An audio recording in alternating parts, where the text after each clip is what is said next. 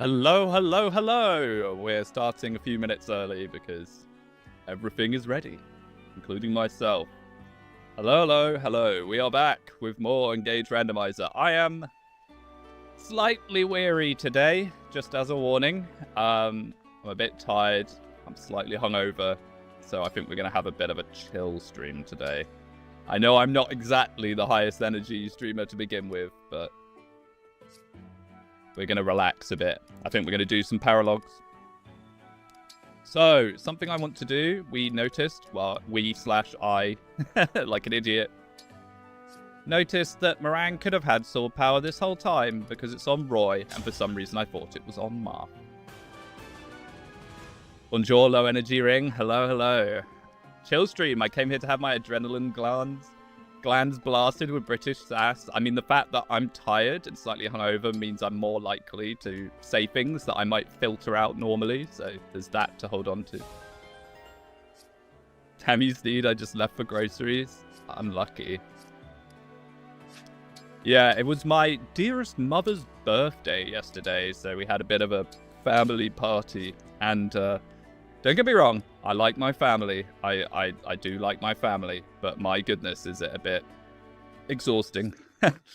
It's a bit exhausting. I like to have a little bit of a drink to make it a little more tolerable. Okay, let's get Axe Power 2. Ooh. Paste, I'll drink to that. I didn't even drink that much. That's the annoying thing. It's always irritating when you have a bit of a hangover and you feel like you don't properly deserve it. I only had like equivalent of like 5 pints or something. Which, you know, isn't that much for those of a British persuasion. The cool Secrom with $2. Thank you, thank you, thank you. Early stream, didn't know you were anti-max. I do tend to just start stream if I'm ready. Yeah. People will come in. The thing that I don't get is the people that do the like 10-minute intros. They start their stream with a thing waiting for 10 minutes. That drives me insane. So we were waiting on 2K for these two, I think. So we can get Draconic Hex on them. I think that'd be a good idea. Gun. Oh my goodness. I could just about get my head wrapped around the gun nun. You know, it's a rare relic. There's one of them. But now we've seen Ishmael's pal with an assault rifle. Has anyone else caught that? They have an assault rifle. I don't know how I feel about that, if I'm going to be real with you. So, we got Veronica back, and we got to have someone use her. Oh dear. Running out of selection choices. It's kind of silly to give it to Bonet, because Bonet already has contact, so maybe we'll swap some things around. Nell doesn't really need Leaf, I'm not going to lie. I guess we'll look at deployments. We'll look at deployments, because I think we're going to start off today with Lucy's chapter. Should be very easy. We're far higher level than we should be. Now, something I am interested in with these paralogs is how the paralogs are balanced. A lot of them have 1k gold on multiple characters as a droppable. It's usually about 4 instances of it. All 4 of those are going to randomize into items, so they might be very, very good. I think we'll use this opportunity to try and get Ivy and Vale caught up a little bit. So magic and speed would be great. I can just go for speed, if not. Black Mars! Member for 19. Wow. S rank. Let's go. Kind of wasted on Lucy's chapter, honestly. But 19 months, the future section just turns into Resident Evil. A little bit. Fighting the underworld. The evil underworld. I know you said caught up, but it sounded like you said corked up. Yeah, sorry. I'm probably... My voice... I can feel that my voice is a little bit hoarse.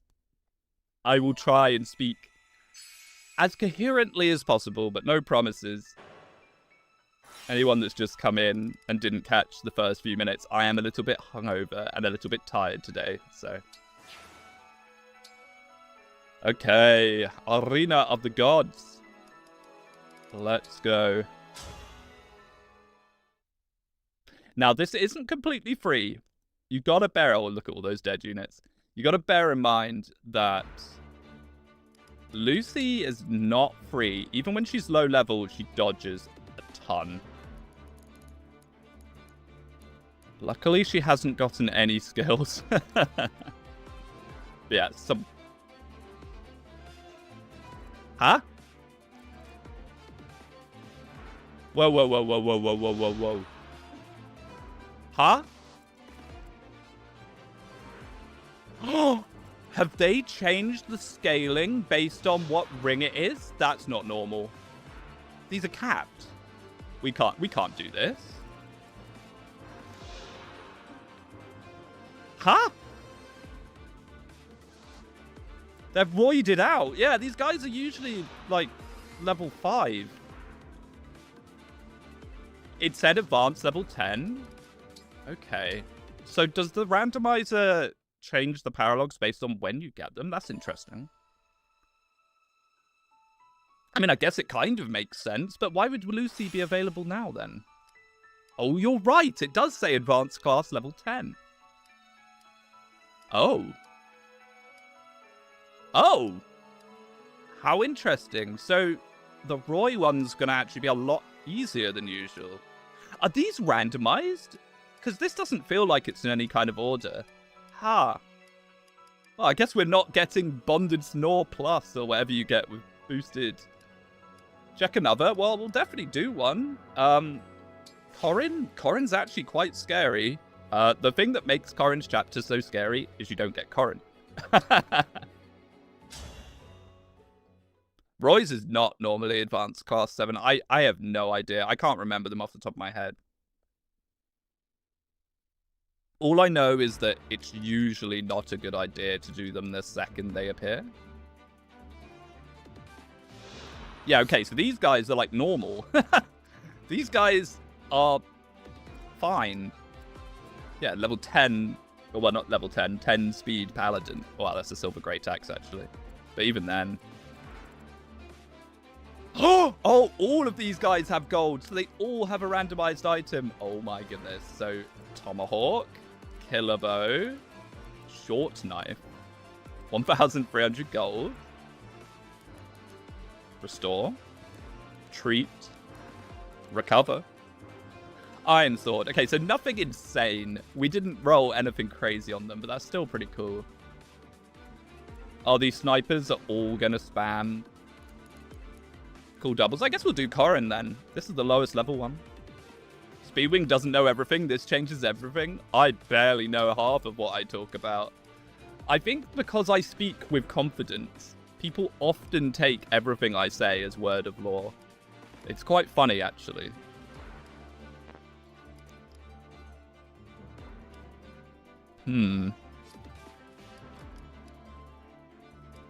So the question is, who do we want? I would want Vale, because we should definitely use this as an opportunity to catch Vale up a bit. She needs to get magic. I don't? Well, you should. The thing is, I am annoyingly... Oh, I guess annoying for some people. I am annoyingly right about things quite consistently. Usually I'm just talking out my ass and then it comes true and I just kind of nod along like, yes. I knew it. I knew that would be the case. I suppose this lot could be good. I don't think we need Zelkov particularly. Maybe we can give Lucy to Nell for this one. Ready. And I would like Veronica as well. I guess we could give Panette Veronica. Sure. Veronica, I'll fight for you. Doesn't really give her much, but it's contract. It's called doubles longbow spam, red units. Yes. It's amazing that our sniper can do it, but enemy snipers all doing it is going to get a little bit tiring, I think. Let's just boost them a little bit. Their ranks, just so they get a little extra juice out of the rings. Can we give Zelkov a ring just to see what happens? Oh, we will. Don't worry. I just don't necessarily want to deploy him for this chapter. I don't think we need him. Zelkov he's very low move. And I think he's much better for kind of wall breaking And I don't think we need to do much wall breaking here. This chapter's much more about rushing. What am I doing? Now with Lucina, that's what I'm doing. I'm not sure what ring would be best on him, though. We put Lucina on him temporarily, but we haven't tested it out yet. And I wonder if it will give him backup attacks. Because if so, that'd be very cool. Oh, we don't actually have many bond fragments. Have you had any game overs yet? I think we had one. I think we had one very early on, and I just decided we'd just carry on. This isn't an Iron Man. I'm leaving units dead when they die, but if we game over, I will just try the chapter again, because I actually want to go all the way through. Was it the Sea Dow chapter? Was it? No, that was a previous playthrough, the Sea Dow chapter. On this randomized run, I think it was the Micaiah chapter. Would you Iron Man this in the future? I tried Iron Manning it the first time. The problem with Iron Manning this is the random nature of some of the skill. Like if I was going to seriously Iron Man it, I would have to tone down the randomization a lot. But we're effectively playing as an Iron Man, sort of. I don't like using the word Tin Man. I don't believe in the whole Tin Man cope. I don't believe in it. But we're leaving every unit that dies dead, including Etier, who was our best unit by far. We get to listen to the amazing Fates medley, and I'm totally not biased to Fates in the slightest. Say the word. Okay, so how do we want to do this? What on earth does Shield Gambit do? First, long-range attacks do no damage. Interesting. So, let's make sure there's nothing too scary. These guys might use run-through, which is kind of funny. Brave Lance. Ooh. Understood. Now, these guys still slap a little bit. Even with their kind of low stats, I can't be too careless with them.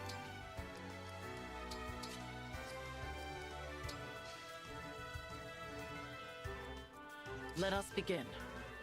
Let's get Nell there.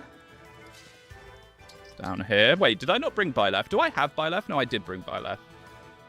What's a Tin Man run? A Tin Man run is what people call Iron Mans, where they can just reset. I'm honored. Like if the Lord dies, I think. I don't know. I don't know, really. I think it's kind of cope when people do that, personally. Diamant doesn't really need levels. I'm sure we're going to have to clear up a bunch of the Royals at the Royal Rush at the end anyway.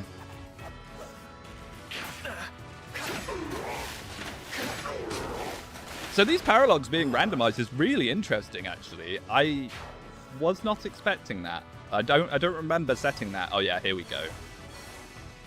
Wonderful snipers. Do they normally all pull on you like that? I feel like you normally get a little longer, but I could be wrong on that one. I just hope that Corrin doesn't decide to suddenly delete the water before we can deal with some of them. Unyielding, okay. Maybe we'll put Ivy over here. I want to feed Ivy and Vale as much as possible. Those are the two projects, I think, for some of these paralogs. Tin Man is where you want to make an entire series of YouTube videos, whether or not you lose halfway through. Yeah, I guess. But just call it playing the game. It's what I call playing the game. It's just, you know, if a unit dies, they're dead. Unlucky. I get why they went with this chapter for Corrin, but there's so many better options. Chapter 10 Conquest would have been amazing. I don't know why they didn't do that for Kimilla. See, now this looks terrifying now, even though it's actually not as many units as you might think, but I still might back off a little bit. If they're rushing at us anyway, we'll let them come in. It's not very visually clear with all those cool double clones, so I don't want to push my luck. Although speaking of pushing my luck, there are far too many units coming at us, I think. You one round? Yes, sir. Very nice. Her coming with her personal tome is super, super cool. We're lucky that she was in a class that can actually use it. Yes, see, even Vale is not getting a massive amount of experience from this, sadly. I wonder if intelligent systems thinks about which maps are good internally, or they treat them all equally as their children. In general, or for Engage? Because in general, I'm sure they do. For Engage, I think they pick the maps more... That's the fun, though. They pick the maps more based off how relevant they were to the character from a plot point of view, most of the time. At least it feels that way. So this is a no-brainer that it's where Corrin makes their choice, you know.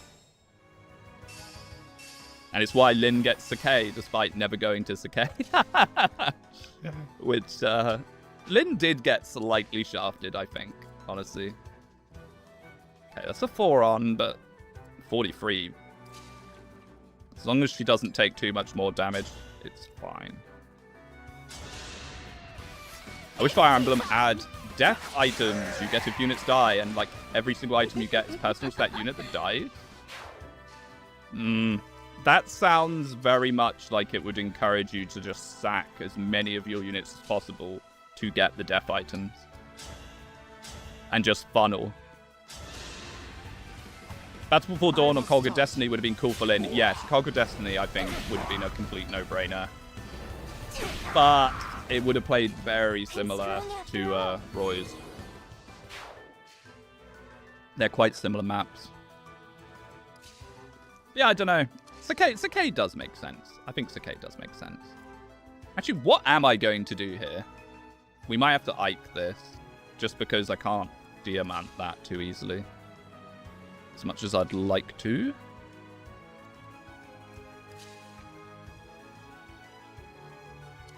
Ooh, Ooh dear.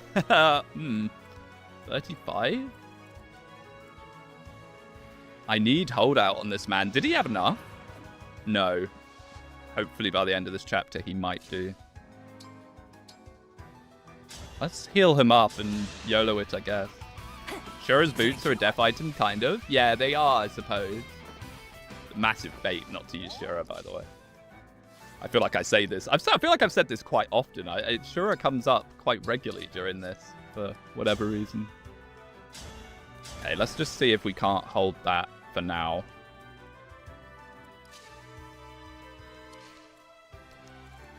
Which frees up these guys. Now, you remember, Nell and Panette, love them, not actually that effective at doing much.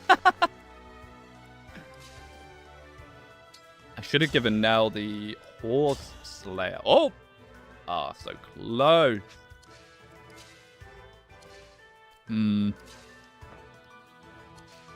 It's going to be very easy to just assume that this chapter is free and not take it very seriously. I've got to be careful with that. We don't want to lose units on these paralogs where we're not actually getting that much out of them outside of the droppables. You put up a good fight. I forget, can Engage supports give attack? No, they're hit, crit, and avoid, and they vary based on who has it. With the DLC characters got completely shafted, and their support bonus is just like 10 hit across the board. It's almost like they forgot to give them it or something. It's very strange. Huh. Oh, he can go round. Oops. Oh. Ooh. I think she's fine. As long as it's just that guy. He doesn't have crit. Do they have crit? 12 crit. Luckily she has. A lot of avoid. I guess it's just the luck from Byleth, my goodness. Who's your carry so far? Well, it was Etier. Rip Etier, my beloved. I guess we could do Bonded Snore, potentially. Let's Bonded Snore this. It might make things just a little simpler.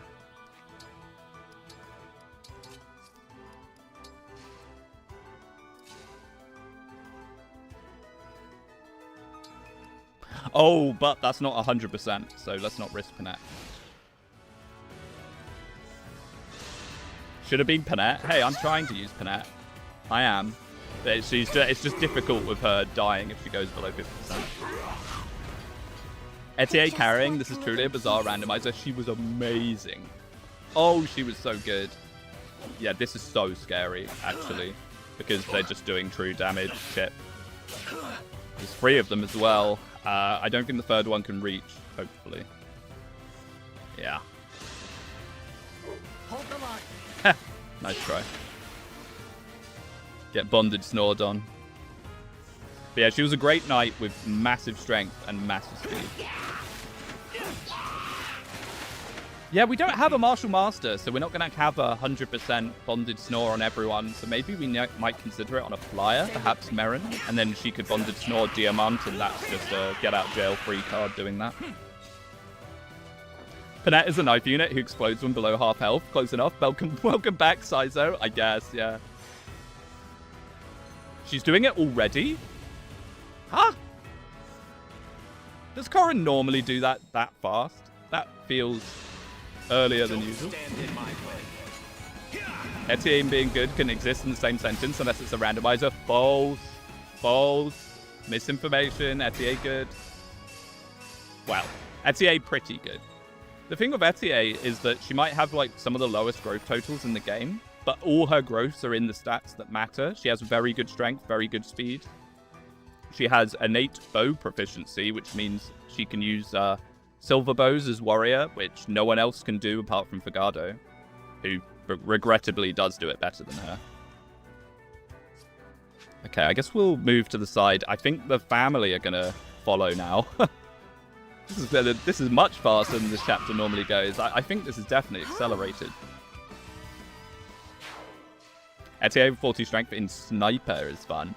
I mean, when she has the ability to do warrior, I just don't see the point in sniper. No.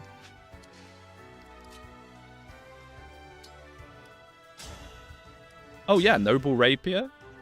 I mean, it's not a kill, but it's a kill setup. 69 HP, nice. Yeah, long gone are the days of fates. Enemies know what a HP stat is in Engage. My portion. Speaking of proficiencies, I should actually have a look at Ivy and see if she can use Bolganone. I don't think she can. But we'll have a look. Oh wow, she actually can. Okay, so we can give her a Bolganone.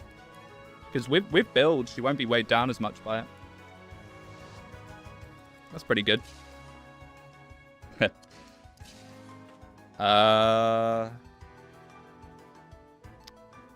We can get a contract maybe, but I don't think it does much. Because I think these guys are just going to murder them anyway. Yes, sir.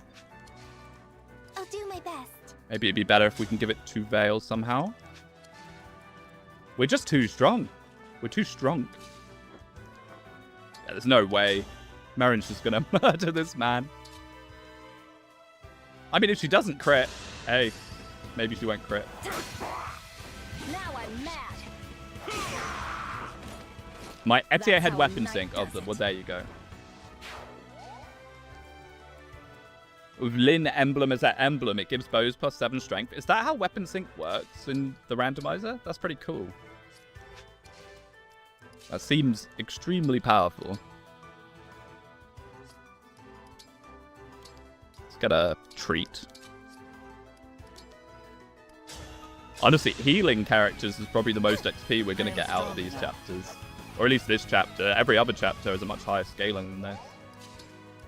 Which is a bit regrettable, actually. I was kind of hoping this would be a very chill stream where we just do a few of these. And this one's chill, but I think the other ones not so much, with them being a much higher level. Thank you.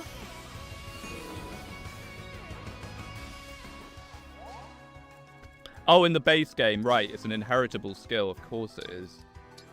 Man, that's scary, it being a inheritable skill, honestly.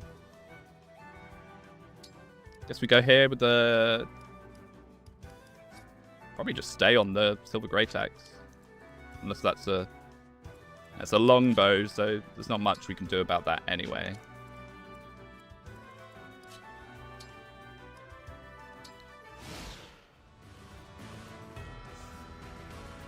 Oh, sleepy, sleepy, sleepy. I'm not someone that sleeps well at the best of times, so having a night of interrupted sleep hits me like a truck.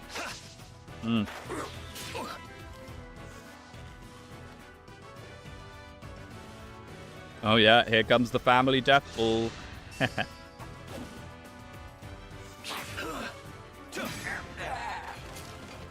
is something that I can't afford. Din is the only emblem that makes weapon sync increase bows because there's no bow power. True, that is a good point, yeah. I think it's a good thing there's not bow power, honestly. Bows are already exceedingly strong in Engage. Like, they're very, very good. I don't think they needed more of a buff, really. Venomous Gaming. Ooh, excuse me. Venomous Gaming. Our bonds give me strength. Okay, well, Nell's actually getting a little bit of experience, which is kind of nice to see. Chain guard? Shut up. Stop chain guarding him, please.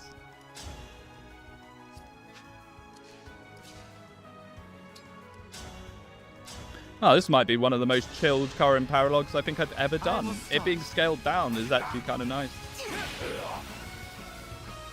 The snipers having doubles is horrifying, good lord. At least the Karen ring upgrade gives us pair up. Yes. Yes, I'm a bit scared of the sniper situation. I don't think there's that many chapters with 1,000,001 snipers in them, but when they do appear, it does make them unbelievable wall breakers. My portion. Also, bonded snore without pair up. They would absolutely decimate you trying to bonded snore because they're just doing on anyone. 4 chain attacks each every time they hit you. Can we get a 4 on in for good measure? Oh, even better.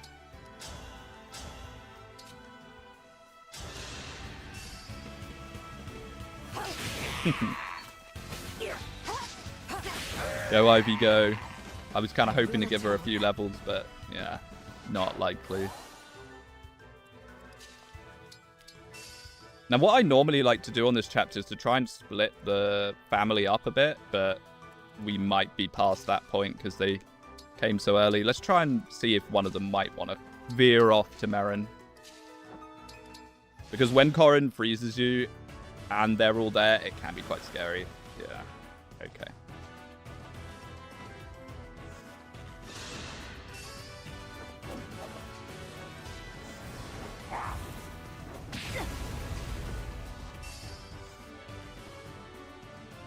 Oh no, this is actually really quite bad.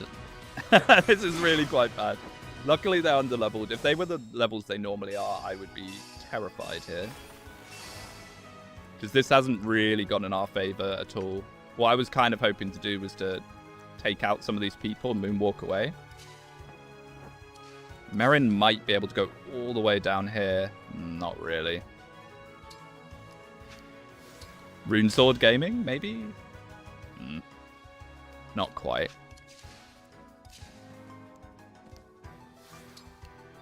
No, that is not in range either.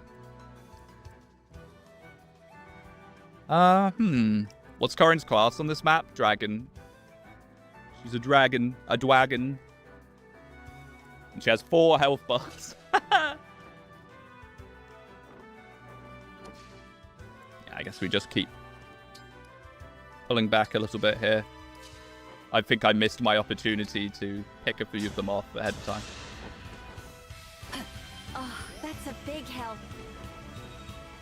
Emblem is its own unique class, I see. Is it Emblem? Yeah, I guess it is, yeah. Heroes from worlds beyond Elios who are contained in rings. They possess unimaginable power. The deep lore. The fight is not yet done. Part of me kind of wants to get Lucy back, but then also part of me wants to have Nell get them ready to move in, so maybe I'll do that instead. I think that's probably more valuable to us. Oh, you can use staves, can't you? We should probably have a stave on you.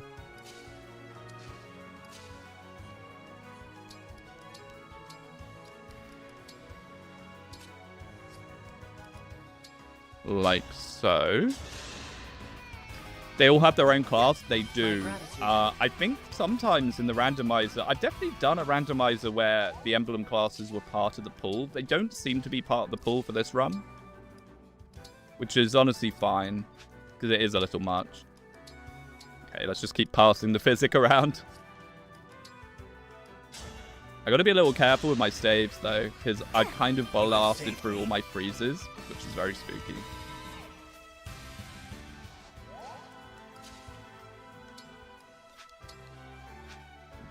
We may as well do this here because we're going to be using it next turn anyway.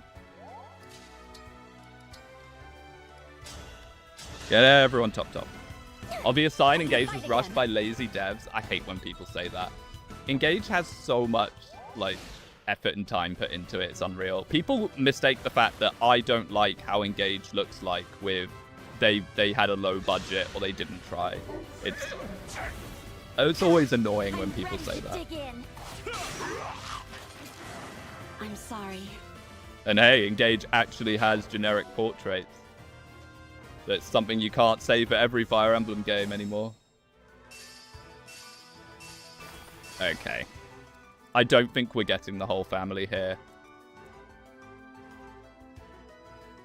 Do I have... I think it was C. Dow that had Book of Worlds, sadly, so we can't freeze Corrin on the spot. We'll agree with that. Engage has as much alternate content as Awakening, which has a ton. Yeah. Oh, yeah. Awakening has so much, actually. I always forget that Awakening had all the, what they called spot pass. All the spot pass stuff in Awakening is mad when you think about it. The amount of effort that went into that. So let's try and set up a buy left dance. It's very not easy to do. Oh, no, that's our buy left user. It's not as easy to do as I'd like because obviously we can't just canter around to where we want to be. So let's try and figure it out. Is she on the path here? I don't think so. Oh, she's on the Wakazashi. That's even better, actually.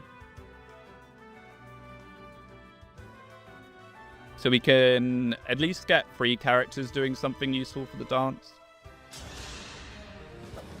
May I? Pair up. Thank you, Divine Pulse.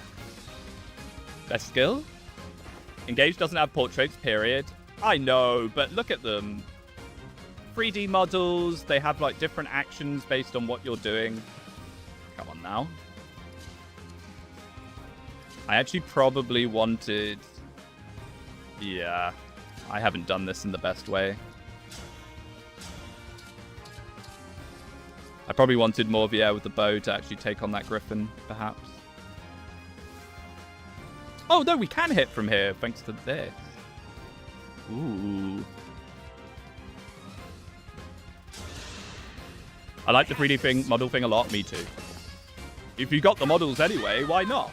Like, if you've got them anyway, why not use them? I don't get it with Fortune's Weave at all. And I know it sounds nitpicky, and I know that some people get a little bit mildly upset at me saying it, but I just do not understand.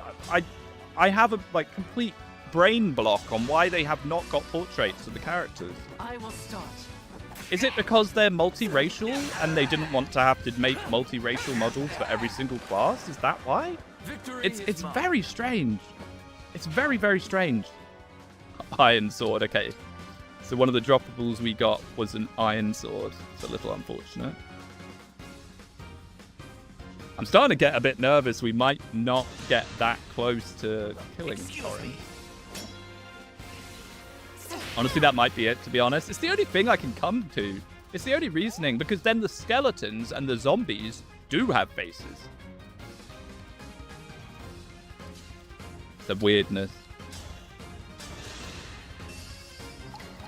So I did see a tomahawk. If we can dive the tomahawk, I would be very happy, but beggars can't be choosers.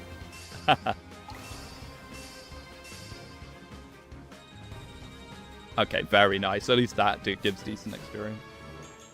Magic, dex, defense, luck. Beautiful Veil. You need magic so badly. She's such a good unit. Oh, wow. Is that her speed capped? Oh, my goodness. That's quite low, actually. 29. That's really quite low. Huh.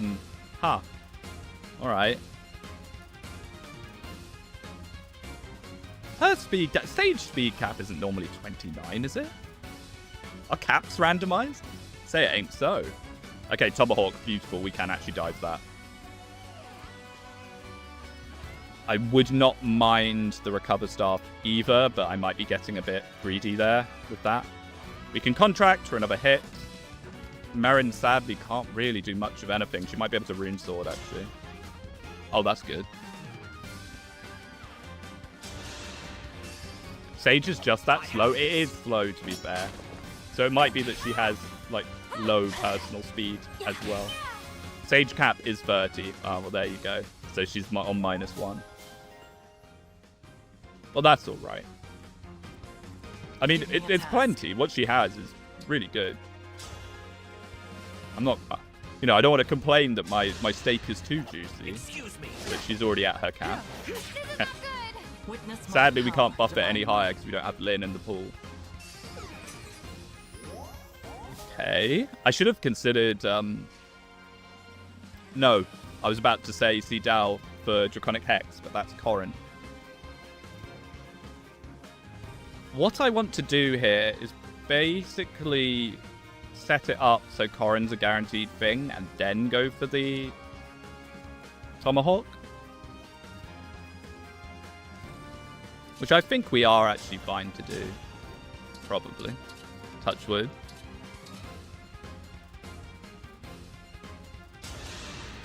May I? You may. Not that he'll do anything with pair up. She's got her bonded snore build set up. She has -1 speed cap. I'm being honest, while I love the personality of custom caps, some characters get shafted hard by them. In Engage or just in general?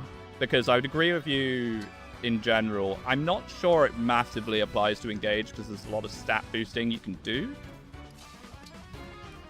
But in some of the games, that is very, very much the case, yes. My portion. Still alive. For sure. And someone's gonna bring out the Jobberman low dex cap. That's always the one people like to talk about. Okay, let's do this. Secure the Tomahawk. We'll have a look at contract and see if we can get another item.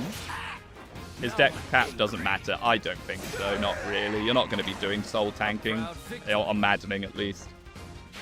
Shout out to Niles for having a -2 strength cap, but a +0 magic cap. Well. Oh, sorry. My voice, I'm telling you. A whole day of drinking and talking yesterday has kind of destroyed my voice a little bit.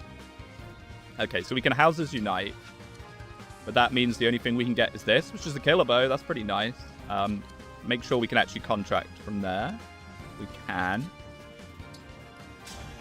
Hopefully I'm not being very stupid here and we can't contract into an engage attack or something.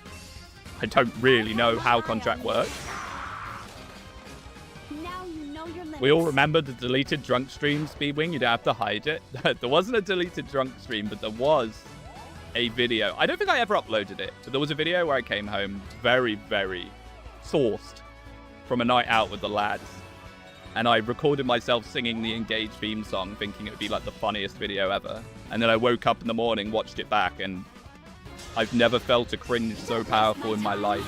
At the time, I remember thinking this is going to be amazing. People are going to love this. They're going to be laughing so hard. It's going to be great. And no. That is Speedwing lost media, and I deleted it, so no begging for its release. There we go. Well, we didn't actually get much XP out of that because they were so much lower than us, but we still got some nice items. Please give us this video. It's gone. It's gone. It's lost to time. It was that painful. I like I fell over during, I shouldn't say fall because that implies it still exists, but I like fell over while doing it. It's unbelievable. Must have been about 4 in the morning or something. I just came home and instead of just passing out in bed was like, I know what I should do. Please recreate the video.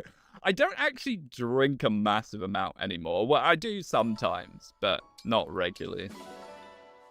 A lot of my pals have given it up. A lot of them are fathers and stuff now and don't, you know, can't really justify going on the piss. And that kind of works out for me a little bit because I take it a bit too far normally. Okay, so any close-ish levels? Kigetsu, but we're not really using him. I guess we'll just diamant it up. Only every weekend. No. It used to be that I would go to the pub a lot. an awful lot.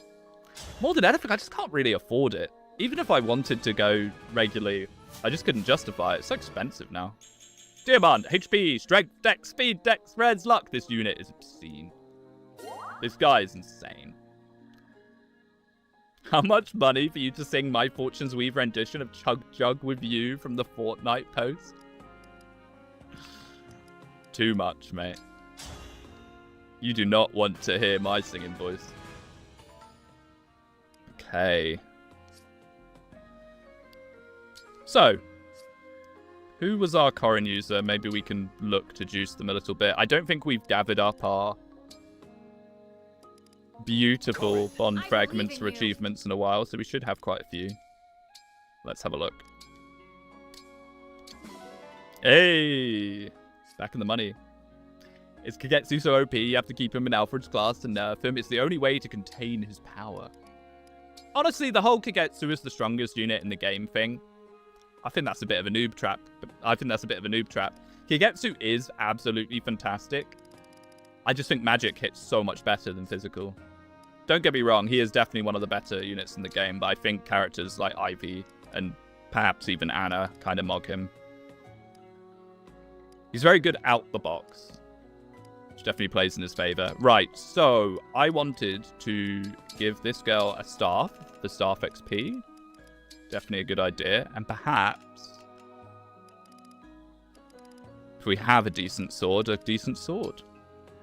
Speedwing, what is your hype for Fortune's Weave out of 10? My only concern, you have to play all 4 routes in one playthrough to get the ending. Okay, so my hype for Fortune's Weave is like a roller coaster. It goes up and down, up and down, up and down. I'll see something or think about something, get all excited about it, and then I get slapped in the face with something else. My hype for Fortune's Weave, despite me making a video very recently talking about what I was hyped for, is actually at a very low, because I've come to the realization there isn't going to be Maddening on launch, or it's very likely there isn't going to be Maddening on launch.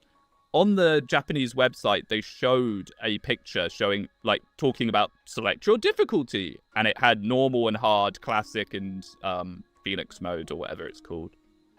No Maddening or Lunatic in the picture. Now, I'm holding on with a mild hope and cope that perhaps that means that you're going to unlock it after one playthrough, which still sucks, but it would mean that they've actually put some effort into it. What I think's more likely and a lot more scary is that they're just going to do the same thing as what they did with Free Houses, where they release it later, untested. Oh my, 15 silver? Since when?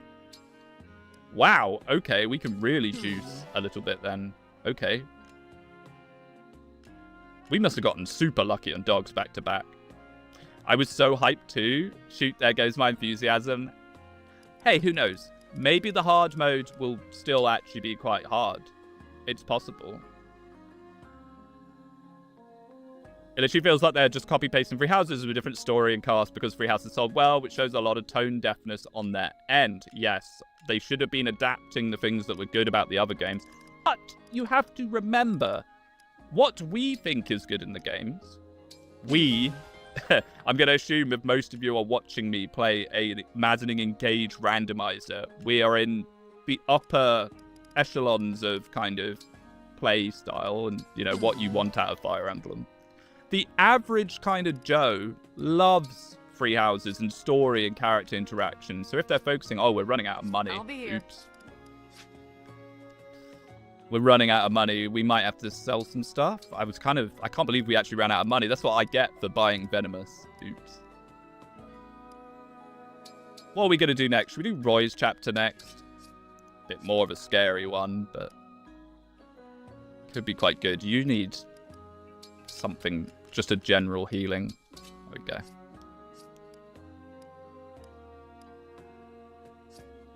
We need a gold drop. We need a randomized gold drop. This is the problem. The Paralogs actually feed you a nice chunk of gold, and that's randomized, so we're not getting it. What I want is a Fire Emblem game with replayability. Same. That's basically the main thing I want. That I can really get into and do multiple playthroughs and nerd over. But a game like Free Houses is a game which is meant to be played a few times. I'm not particularly thrilled about a 100+ hour game that we're going to have to play on hard mode the first time. That upsets me. That upsets me quite deeply. Food. Let's get food, and then we'll go to Roy.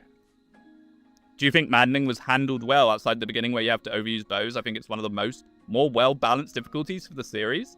Are you talking about free houses? Okay. I do not want to rain on your parade if you love Free Houses Maddening, but in my opinion, it's one of the worst Maddenings in the entire series. I hate Free Houses Maddening. Oh, no. But I play in an Iron Man style. Brutal. Can we re-eat? You cannot re-eat. That sucks. Oh, no, can you re-eat? Can you sleep and re-eat? I can never remember how this feature works. Who sleeps?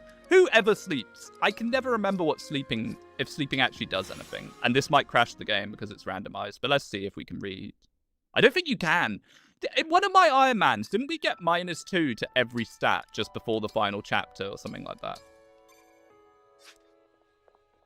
I love Free Houses Maddening. It's not as hard as people make it out to be. Oh, it's not. I have a whole video. There's a hit Speedwing video where I talk about difficulty and fairness. I don't think Free Houses Maddening is hard at all. I think it's incredibly unfair. And a lot of the unfairness is what people... So hot and humid, my fault, exactly. A lot of the unfairness people attribute as difficulty. A blood-sucking bug. Oh, but you is this mustn't Merrin? Bite the divine dragon. Oh no, it's Panette! How could I not recognize my beloved's voice? I just heard bug and thought it was Merrin. I see. Hello, Panette. It changes the chef. Oh, okay, so... There's no getting out of it then. You can solve the unfairness by using incredibly boring builds. Exactly. Oh, just broken weapon farm, bro. Just broken weapon farm. Something that I do think is kind of neat. If this turn system in Fortune's Weave actually does affect the turns in the skirmishes as well, that might be a good limiter on things like broken weapon farming. Because broken weapon farming in Free Houses is ridiculous. It's so stupid. It's so stupid. Oh, I'm just going to sit here for 100 turns and get all my weapon ranks up to max and get all the skills. Like, shut up. Shut up. Like, obviously people can play however they want, but I just think that's so stupid. All right, Roy. A scaled down Roy might actually be quite interesting. What is broken weapon farming? So you take a weapon in Free Houses. Duh. You break its durability. And then you just sit in a bush so that you have like 100% avoid and just press end turn over, and you get weapon rank every single time you hit an enemy with, even though the weapon's broken and it does no damage. And you just sit there for like several hundred turns, cap out your weapon ranks, get all the weapon rank skills and bonuses. It's very silly. Yeah, they're level 11, okay. What on earth is the Wyvern?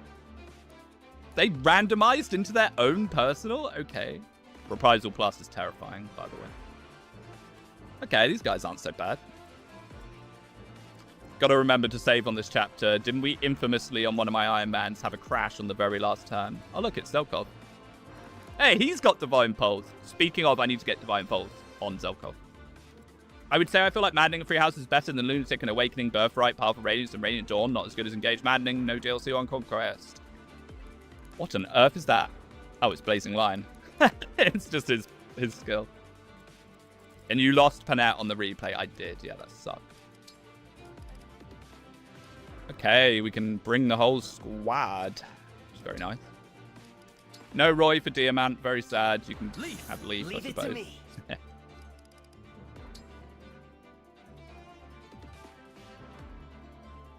I guess we just give regular rings to these guys. I kind of want to try out Lucina on Zelkov. I feel like it might break, but it'd be very funny if it works properly. So Nell can just have whatever.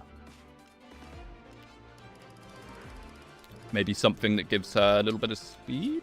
Strength, actually. Strength would be good. Navarre? Strength speed would be the ideal. Yeah. Strength dex. That's fine. Can we give Wormkov Emblem Hector for quick riposte? Ooh. Would that work like that? I suppose it might.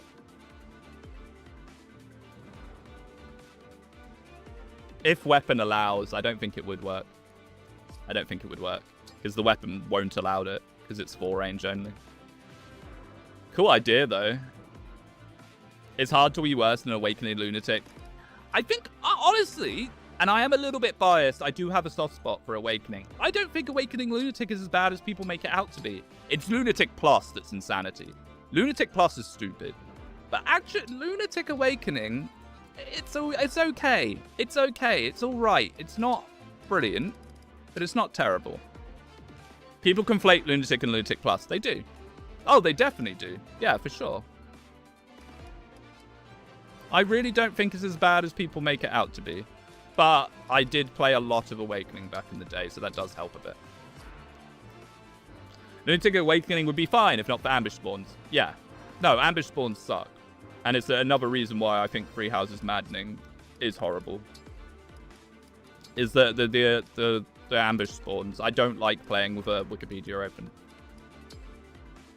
Alright, Zelkov, let's get the funny I don't miss skill. I mean, we'll see if it even works on him. I have no idea how skills interact with the worm. Strength +2 does nothing, for example. Don't think we need to do more than that.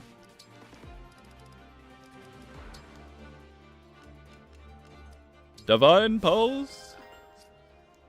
By the way, get ready for Fortune's Weave Maddening, same term, reinforcements. Hey, if we even get a Maddening. Oh, don't remind me. I was so positive. I was on a massive upswing of positivity about Fortune's Weave, and then I figured out the no Maddening Lunatic thing, and it just plummeted. Absolutely plummeted. What am I waiting for on Morvier? Was there a skill? Holdout. Holdout, so he still needs a bit more. Okay, I think that's pretty good. Honestly, a Hurricane Axe might just go insane here. Do we have a Hurricane Axe? Oh, we have a Killer Axe +3 from Etier that no one's using. We do have a Hurricane Axe. Ooh, I might sell some stuff. If I can sell a few things and buff this up a bit, this might go so hard here. Let's have a look at how much we need first. It's a better way round of doing it than randomly selling stuff. How do I do it? Omri! No. Smithy! It's weird. Half of Fortune's Weave seems to be just taking lessons from Engage, and half of it's doing all the annoying things in Three Houses again. What aspect is taking lessons from Engage? I keep seeing people say that, and I'm not necessarily saying you're wrong, but people keep saying, oh, they're taking the good parts from Engage. What part? What part are you referring to? Because I don't see it personally. The character design? Animations? Yeah, they're reusing Engage animations, which is pretty nice. Okay, we can sell some of this crap.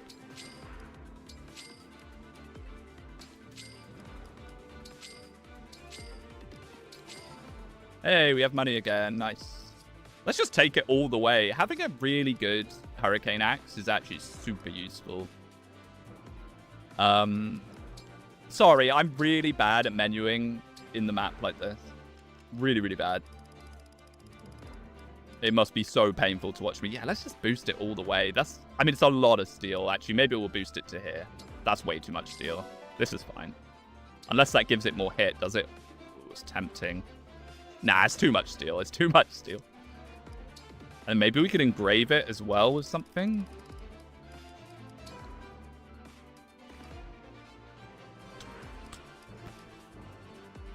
What is currently using that? Forearm. See, the problem is we've randomized into just not really having hit engraves. It's the Brave Axe. Which is really sad, because hit engraves are so useful. And this is on the forearm. Okay, never mind. We'll just have it. We'll just go raw with it. Okay, let's try and put Nell so he can just run across. I'm hoping he can just Hurricane his axe through all of this. They only have 33 health. I think he's going to be fine. I think he's just going to one-tap them all. I might have even got a bit overboard. There are pretty girls. That's like Engage. True. I just think the maps, it doesn't help them that nearly all the marketing has been showing skirmishes. Why? Like, it makes me nervous that most of the game is going to revolve around skirmishes, because all they show us time and time again is, hey, look at these skirmishes. Oh my goodness, bro. We don't even need to engage. He can just sit in their face and just hurricane axe them all. That's amazing. Awaiting orders. And then everyone else can just mosey on down here. Maybe I'll move her last, because she might be able to pull doubles. I hear you. We get to hear the nice little FE6 theme.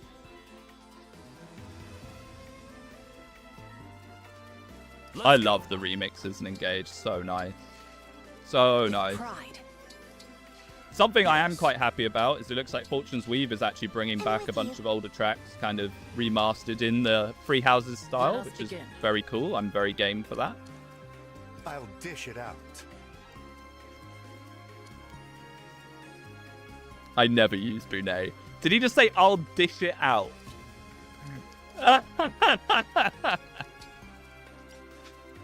I've been meaning to Bonet Max forever, and I've just never gotten round to it. That makes me want to do it even more. I'll dish it out. Let's get Nell.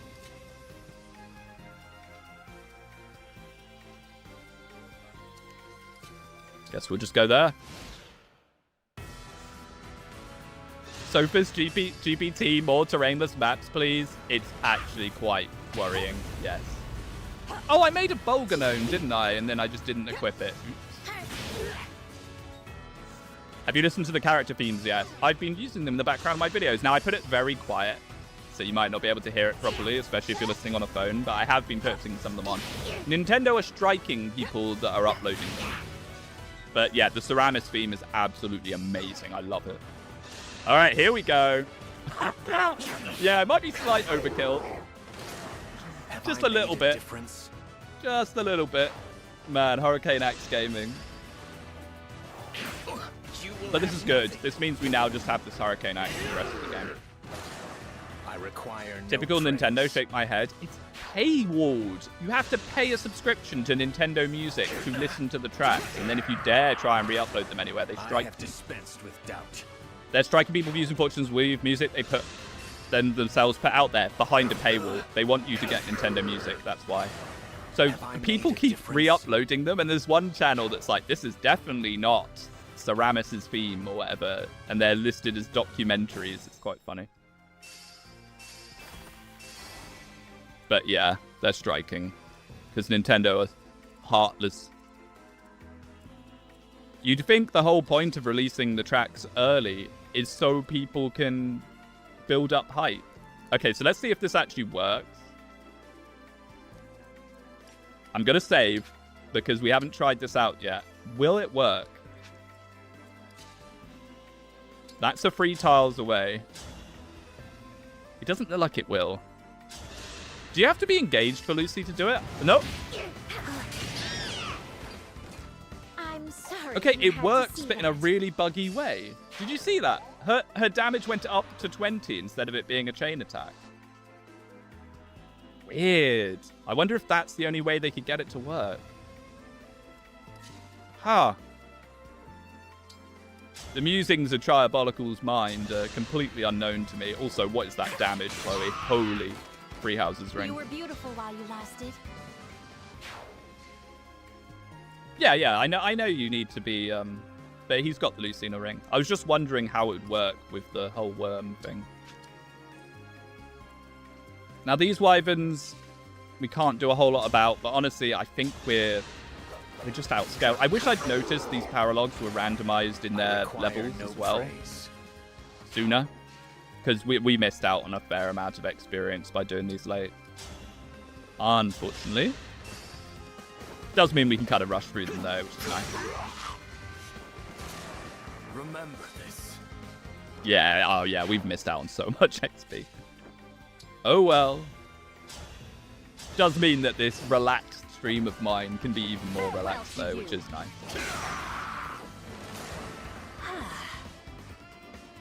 For illegal reasons, Kai is not true to his colors. Yeah. Those videos are really funny. I don't think we can quite do that. Should we try and get a Panette moment? We have not had a Panette moment yet. And this might be a reasonable chapter for it. I should have buffed her HP. I need to buff her HP even more. If we give her that Luna ring that gives plus 15 HP, she'll have a lot. And then she might actually start killing people with it. Oh. Oh. Is Morvier going to be fine just dealing with all of this by himself? Probably, right? I'm a little scared of the mages, but 35, 18. He'll have to be engaged to deal with it. But honestly, I think he'll be fine. Maybe we'll top him up a little bit beforehand.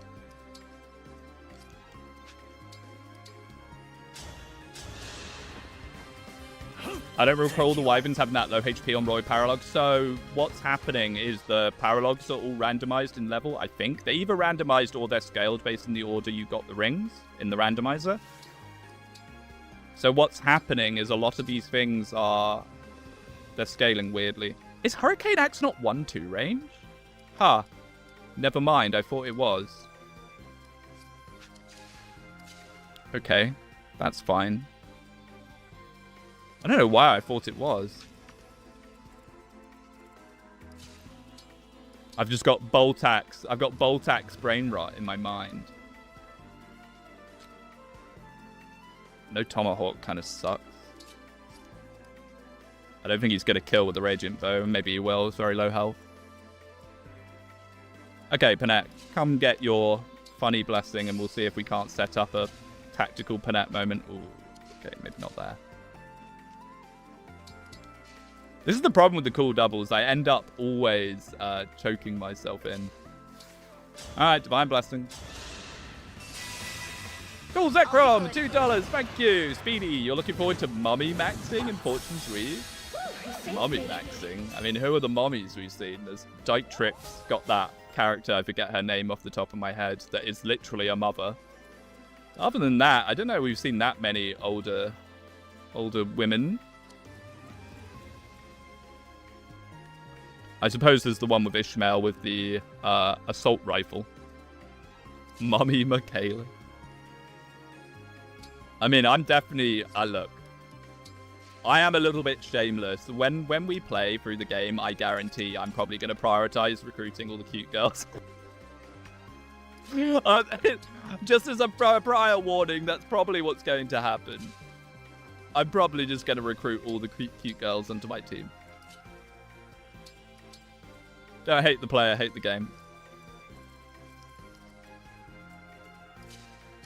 That's the problem with his 2 moves, is he gets a bit caught. Speedwing is literally me. Ursula, day 1 fan. Okay, they did a lot more damage to him than I thought. If that would have been, what, 11 well engaged? 11, 22, 33. He still would have been fine. I hope we can S-rank in Fortune's Weave. I mean... I would be absolutely shocked if that wasn't in some form. We're yet to see fully what impact Ishmael has. Like, I don't know. Like, is Ishmael actually playable or not? Is he just going to be playable at the end bit? Is he playable during the maps? Like, how is that going to work? Oh my goodness. Okay, him not killing that Sage actually kind of sucks. I think we sort of needed to kill them all. Every last one of them, you could say. He's got Axe Guard 5. So how dare he? This might just be a great A for moment. 11, 22, 33. The Wyverns are only doing... They might not even go for him now doing this, actually. To wait and see.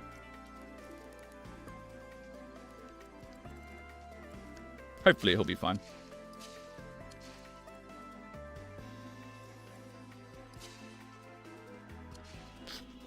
Tempting. I've got to be careful with doing the Panette thing, because what might happen is she dies and then respawns and then dies again. So I do still have to be a little cautious of that. Well done. Eshmel does not appear in the battle prep screen in the director in the game, so I think he's post-time skip only. Yes. By the way, can we talk about that battle prep screen? Why are there 5 green unit guest units? I don't want to have guest units on every map. Please, I'm begging you. Like, we've seen cyan-coloured and blue-coloured units on pretty much half or more of the marketing. Are you just going to have guest units the whole time? Is that how you're going to build supports and stuff with them? I can't say I'm a huge fan of that. I like having my units and training my units. I don't, you know. That's a lot, plus they might not even get XP. Yeah, exactly. It's a weirdness. Alright, let's try and just get these guys going.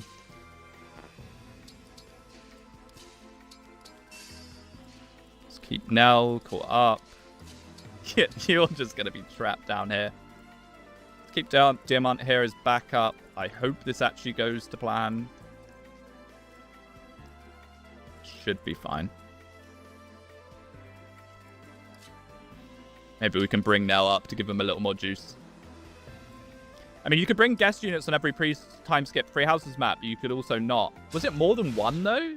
The preview we saw, there was about 5.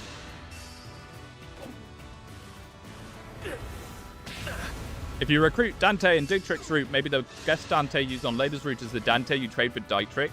That would be kind of interesting. Yeah, we don't know. I made a whole video on that topic because we don't know how that's all going to work. It's all a bit up in the air, really. They have steel resistance, by the way. I should have paid a little more attention to that. The problem with doing maps like this is I'm going to get so complacent with it.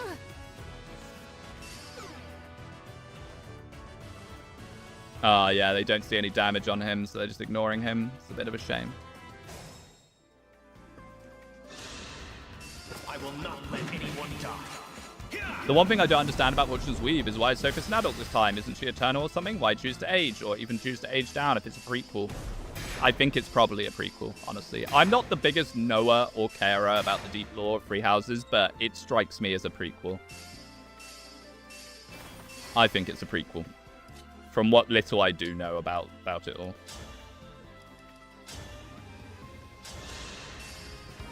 Her child form was merely a result of her using a ton of magic. She's meant to be an adult normally. Yeah, exactly.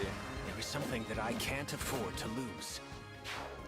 The child form was just for the tasteful S support with Byleth. S supporting with himself in his head.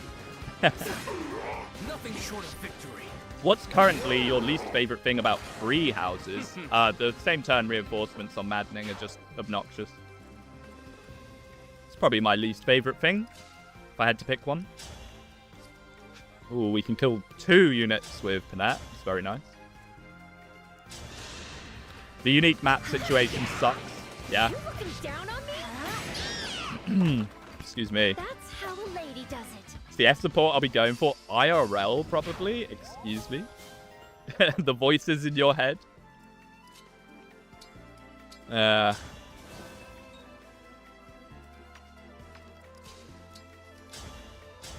But outside of that, I don't know. Monastery stuff.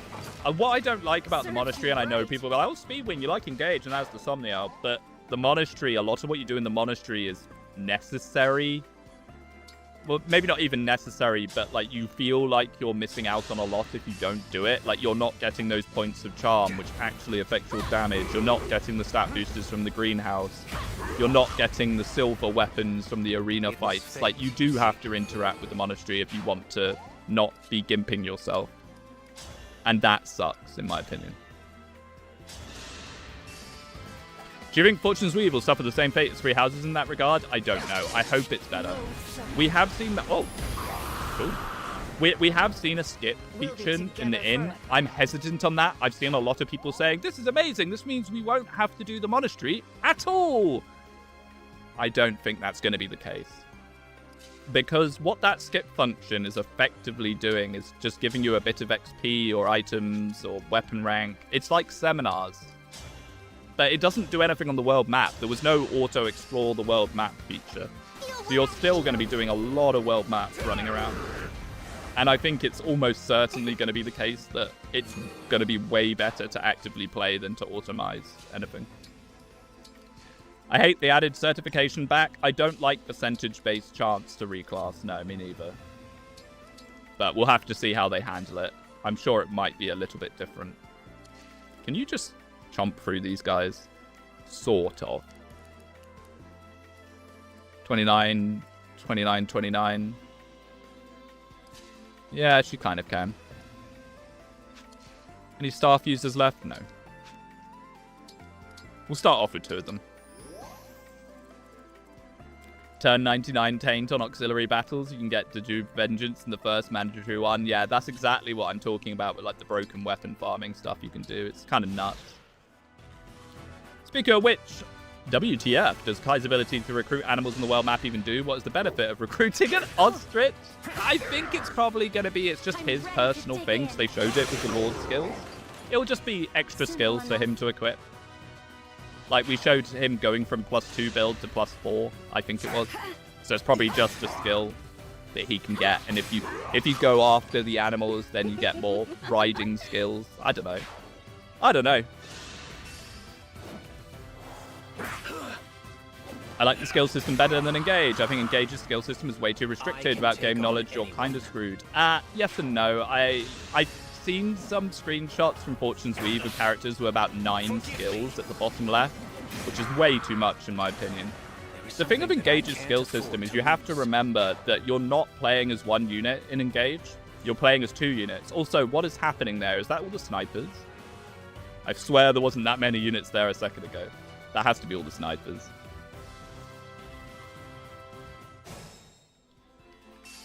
Oh, I didn't even look at what some of the randomized loot was. We have an iron dagger, unfortunate. And an iron great axe, also unfortunate. Pole axe, okay. No money. Let's be careful. You've got to have money. What was I saying? Yeah, Engage, you're playing with 2 characters. The rings are characters in themselves, and I think a lot of people miss the point of that. So basically how I see the rings in Engage is it's the evolution of pair up. So you're pairing up with another unit, and these skills are part of this character's skills as well, obviously. And you're just deciding which of them to equip, you know. So it's not quite as bleak as, oh, you only have 2 skills. I don't think that's the case at all. You actually have a lot of skills in Engage.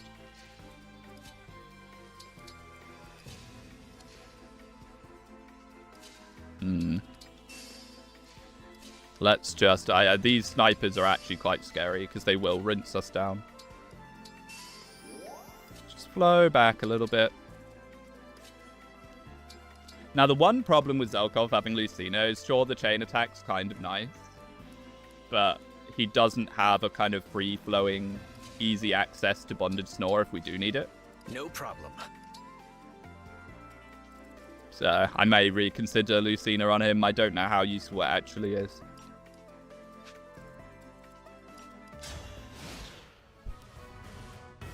Even if it's worse than playing manually, it might be closer than skipping everything in 3 houses. Oh, I'm sure it will be. 6 times 4. Stop it. They're actually so scary. They're wall breakers. 9, 18, 27. That's actually closer than I would have liked. Although I don't think the other ones can reach her. We'll have to wait and see how the auto grind works. I mean, the fact that it exists suggests to me that the gameplay is definitely going to revolve around doing a lot of grinding and skirmishes, because if they have to put that feature in, that means they're expecting a way for players to deal with them not doing it. Holy, I forget how many reinforcements are on this map. It's lucky that we're over-leveled for this. My goodness. Although I guess if we weren't over-leveled, I wouldn't be playing this quite so slapdash. Wyverns ahoy! Well, they definitely wanted to simulate this FE6 match. They did a pretty good job of that. Elite Wyverns, welcome back. Yep. They definitely got the game feel for that, correct? What's your opinion on grind features like that? I hate them. I want to play the game. What I want from a Fire Emblem is a carefully crafted, curated experience where the developers know, on average, what kind of levels your units are going to be, what kind of characters you have, and then they can craft an experience around that. Like this. I know I say it all the time, but Conquest is a prime example of this, particularly the first half of Conquest. Think about how tightly tuned Conquest Chapter 10 is. While at the same time, there are so many different options for like everyone plays Conquest Chapter 10 a little bit differently. Which I just think it's amazing. I think it's brilliant. Okay, this, by the way, this is not great. I might buy Left Dance this, if I can. Yeah, I think I will. Panette, there's no way, right? Oh my goodness, there actually is a way. No, I just need to figure out where to go with it. Probably right in their face.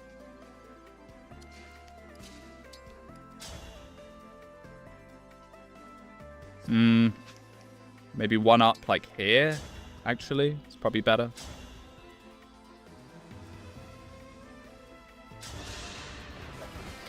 I always get Canna before Chapter 10 in Conquest. That's nuts.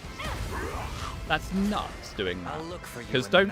I know that the paralogs scale, but don't you still have to deal with the promoted unit?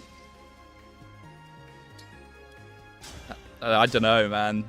That also seems like you'd get a ton of XP, like more XP than you're meant to have. I'm a 25 consecutive battles kind of Fire Emblem guy. If you have time between each map and it gives a recommended level for the next story mission, it means they want you to grind like everyone is saying. Yeah, that's my kind of thoughts on it as well, that I'm not particularly happy about. I really need to give this man a longbow.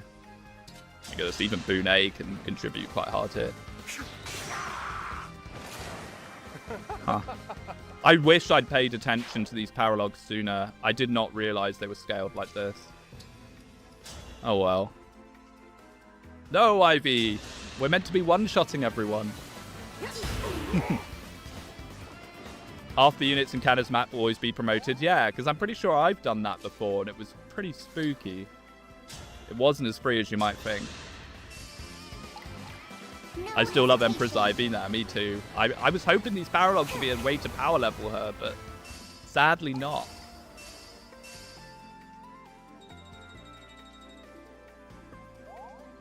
I mean, we can get 2 kills on her here with a contract, maybe.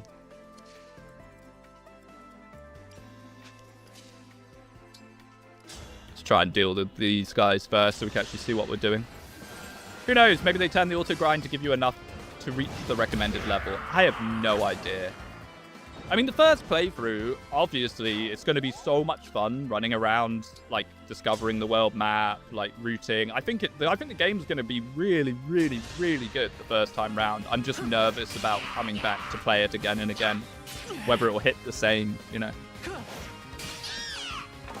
I'm considering if/how I'll replay Three Houses before Fortune's Weave. Like, the No Monastery mod has its own issues. Maybe I could actually use my Switch 2 for once for playing vanilla. Maybe. I'm not planning on it. I toyed with the concept. I played through Three Houses again not that long ago. But, like, when they first announced Fortune's Weave, I did Claude's route up to a certain point. I didn't go all the way with it. Hey! Enough. I will atone. I don't know if you're going to need to. I don't know. We'll see.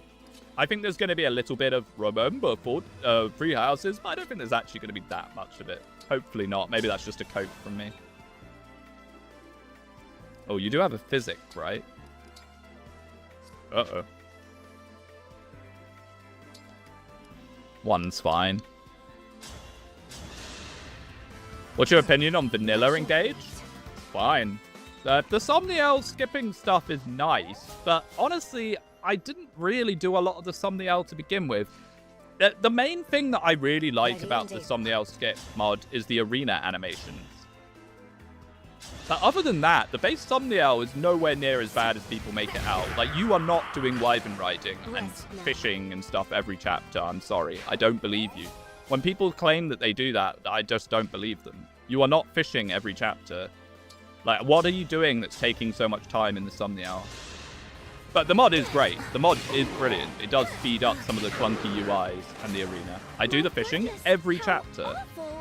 I mean, it is a pretty nice amount of bond fragments, but I never used to, really. I kind of would do it, perhaps, if I felt like I needed a few more bond fragments for something. I do all the thumbnail stuff every chapter. Really? I never did the push-ups or anything as well. I remember that was the point of contention between me and Axum, as Axum always said that you have to do the push-ups. Oh! That's a lot more than I thought. I need to remember Nell's actually pretty weak. I'm getting, what's it called? Your struggle Lax. is at an end. And then she gets no XP basically for it anyway. Wonderful. I've got to be a little careful with Seedal actually, because he's slow enough that some of these guys might get better in. The stars and Yeah, I stopped doing push-ups because meals cover the strength bonus. Exactly. Meals and tonics do exactly the same thing, so I don't know about that one. These guys are going to ignore him, I think.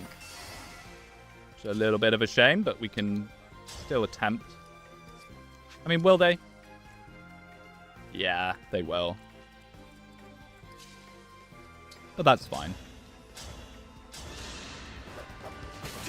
I just like farming fragments to max out bomb ranks of emblems. I mean, it is nice to be able to do that.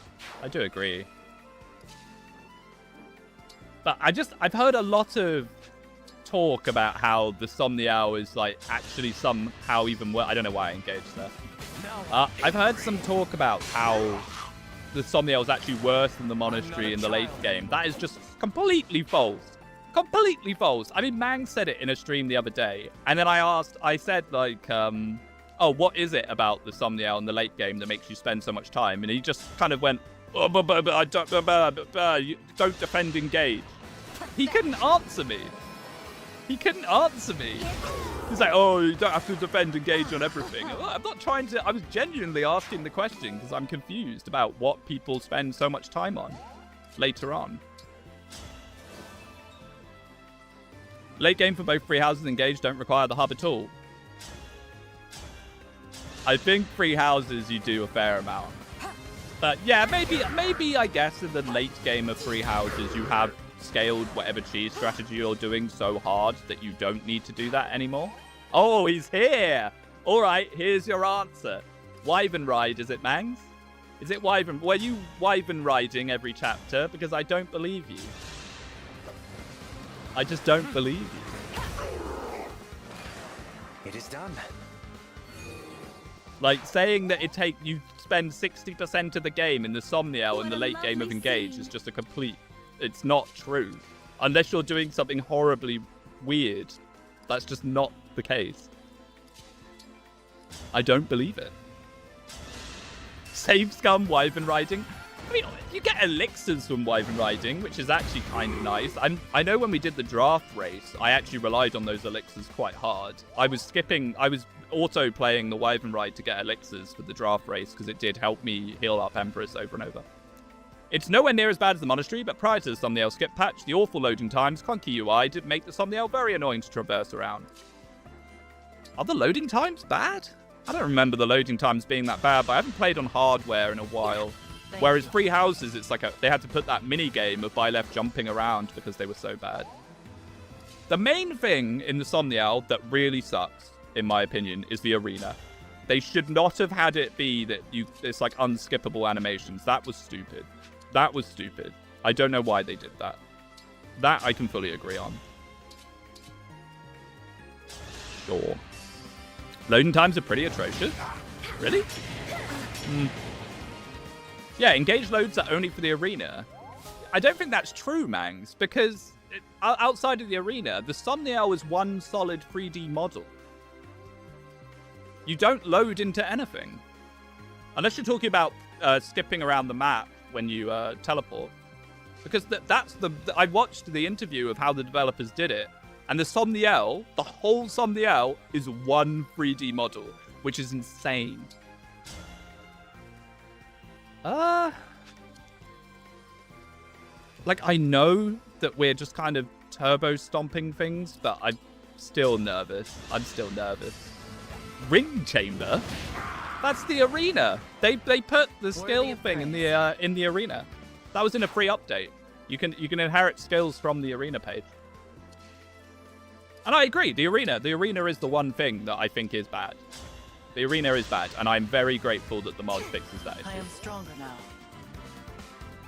But yeah, I guess on release, on the first week of release, you had to go to the ring chamber to inherit skills, and that was terrible. That was terrible, but they patched that pretty fast. Unacceptable. Yeah, that's a lot of damage. Nell? No! Losing a unit on a map like this is so stupid. No! Oh, she was so good. Ah, that sucks. She wasn't even getting particularly large amounts of XP, but I was still trying to feed it into her. Ah, that sucks. Rip rally move, I know. Zelkov just got a lot weaker. Oh, that's kind of gonna suck. That kind of sucks. That kind of sucks. You were just saying how you should be careful with Nell. I know. You got me yapping about Engage. About the thumbnail. I mean, I would rather have no my base at all. Like, something like how Tellius did it is perfectly fine to me. If you got to have it, do it something like Fates, where it's the My Castle and you can actually customize it. Because something that was nice about Fates is you could move the buildings. So you could put all the ones that you use the most, like the shops and the forge, all at the top of the map, so you can just rush into them. That's how a lady does it. I'd rather have none, but... No way is a AAA game just going to have menus in 2026. I mean, you could make them fancy menus, though. Make them look pretty. I don't know.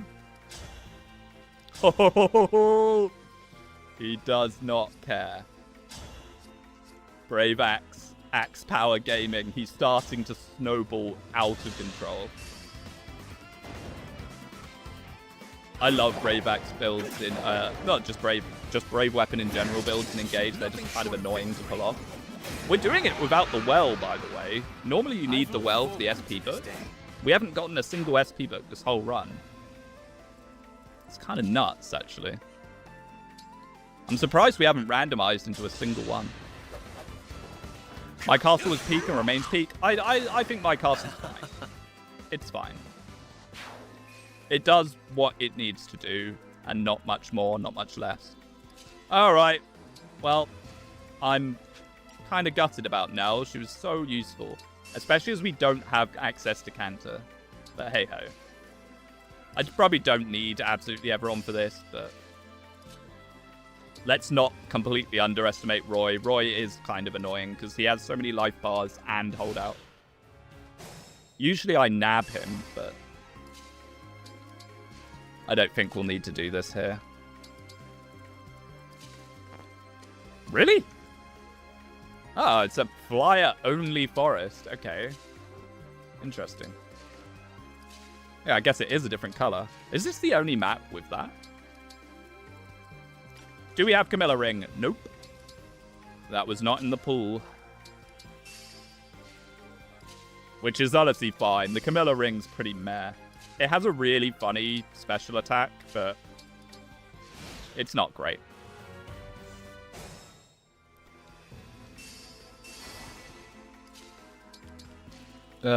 Just like FE6, I am starting to get a little bit tired of so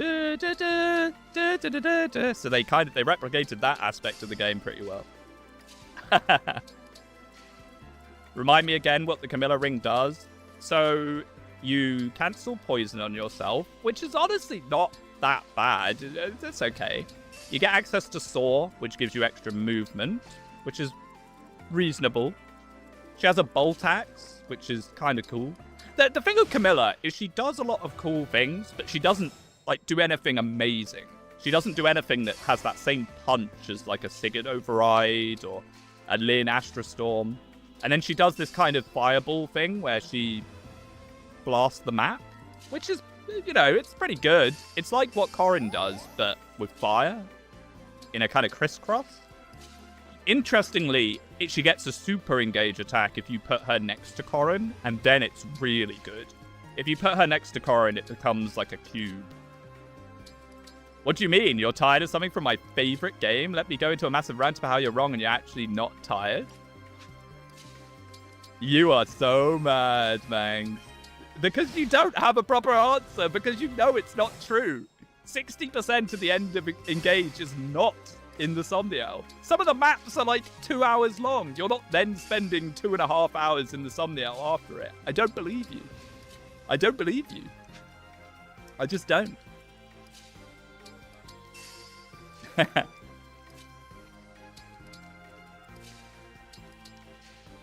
She also gives flying. Yeah, that's part of store. I should have mentioned that. Sorry. So, the meteor.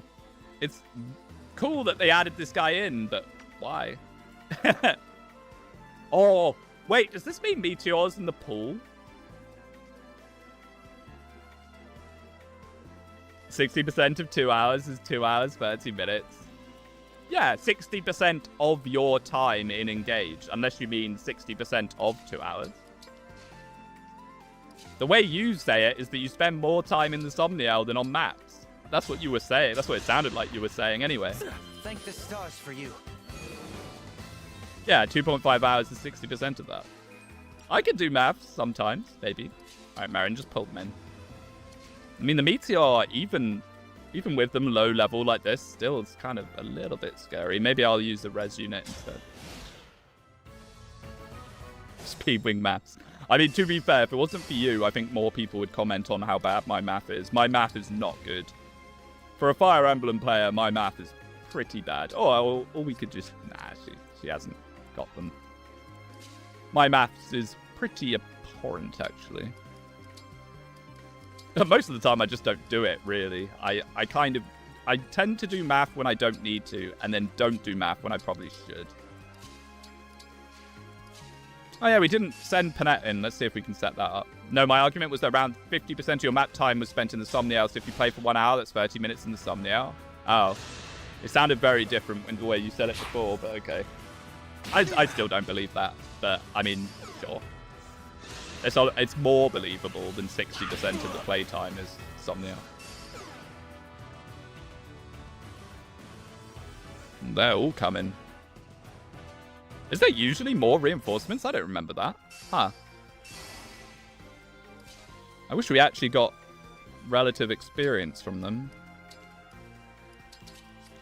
How close is this man to 2,000? He's gotten about 20. Let the show begin.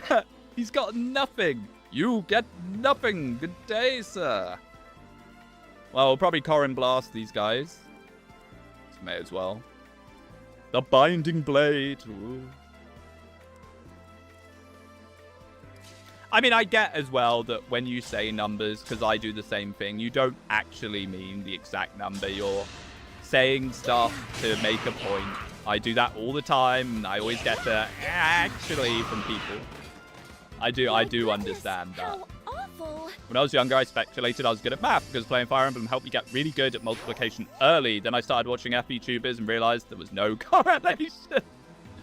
The thing is, when you're streaming, or at least I'm not the best at it, but I do it somewhat. You are aware that people are watching and you don't want to spend forever planning out everything you do. And I know I am bad for doing that sometimes. But a lot of the time you are thinking, let's just carry on. You know, let's try and keep this going. Fire Emblem Fates correlation. Correlations, more like. Man. So, when it comes to Fortune's Weave, I'm probably going to be streaming it, I think, rather than doing what I did with Engage, where I did Let's Plays. But maybe I'll do both. Who knows? Who knows? Who knows? But what I'm wondering is, will we have enough time to do something else before it? Because I don't know how much longer this series is going to go on for. Technically, if we stop doing paralogs, we could probably finish it off in 3 streams. And I'm a bit stuck of, do we start something up before? Because I do want to do Rev at some point. The math you do in Fire Emblem is probability. Very few people actually calculate the numbers in their head. They make a rough estimation on risk on the fly. It's actually very personality based. That is true. That is true. I have watched some people, though. I've definitely gone into people's Fire Emblem streams, and they are really calking it all out slowly, and it is a little bit painful to watch. FE6 maps, that shows up. Holy shit. True. True. No talking about FE6 for you, boy. I'll stream it. We're finishing it in 2028. I'm on holiday. So, I've mentioned before, I'm going on holiday just before. And I'm also on holiday when I come back. So, I'm actually going to be streaming, at least for the first few days, I'm probably going to be streaming every day. Stash patch fatigue. Hey. It's not for everyone. Oh, Zelkov. You're fine, right? I think he has, like, infinity defense. Yeah, he's fine. Can we actually get this? What is that? Oh my god. What? Yes, yes, yes, yes. We need this. Do I have the Parthia? No, I didn't level up Lucina rank with him. No. Please. I want it. I need it. We need the gold so badly. Maybe someone else can pick him up.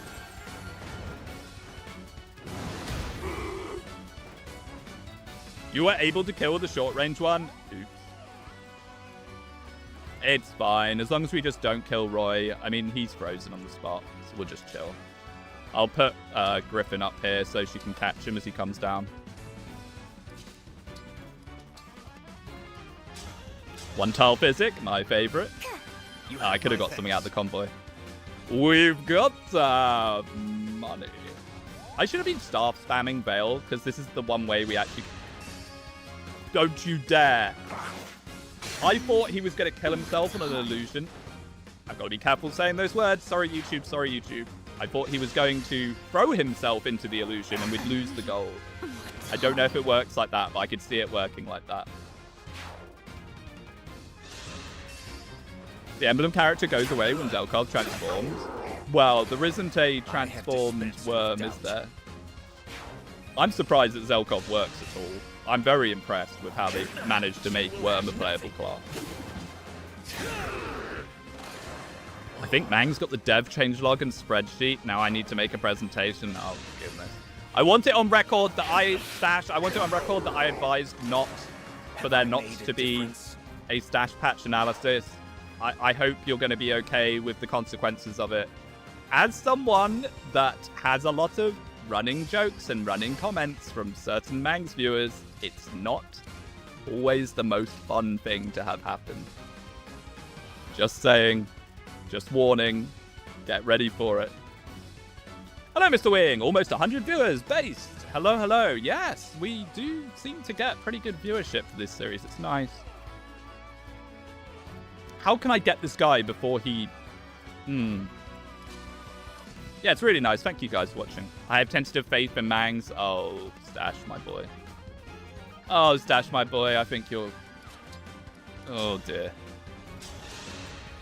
I thought everyone hated Engage. I mean, the Randomiser is pretty cool. I think a lot of people do like Engage. It's just the vocal people, you know, like... A lot of people seem to make hating on Engage their entire personality. It's very weird. I think it's the people that just talk about Fire Emblem as opposed to actually playing it. Oh, we can get a warp out of the convoy, maybe, and do something with that. No Mickey warp is so sad, though. It's actually so sad. Oh, it's a free range only. Okay, well, we can 4-on. Oh! Never mind. I think most people who played Engage enjoyed it. Not everyone. Not everyone. But I think a lot of people that maybe thought they wouldn't like it tried it at me kind of begging them to try it and then liked it. Sure. I can believe that. What am I doing? Warp. I don't know if there's going to be enough range on this, but we'll have to have a look and see. Warp. Because I'd love to secure this gold without something weird happening. Like this, maybe? Might be enough. Ha! Maybe with the rune sword. I might be coping a little bit here. Why are you doing Roy's paralogs specifically? So the paralogs are scaled differently. They're either randomized or they're scaled to when we got the rings. So Roy's is actually very, very low level. Magic, Dex, and Luck. So I'm a bit hungover and... no. I'm a bit hungover and a bit tired today.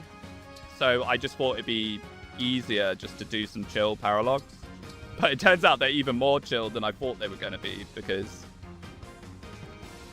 they're scaled funny. But still good to get them done. That's cool, actually. It is pretty cool. I wish I'd noticed it sooner. I do wish I'd noticed it sooner. You could rescue Zelkov forwards. That might have been the play instead, yeah. It's fine. This guy's staying alive for now. We can just pick him off and kill Roy this turn.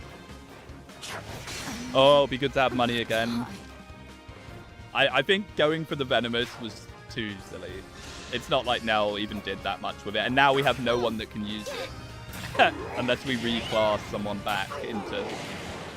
Like, we could put Chloe back into Paladin, but... I don't think that's a good idea.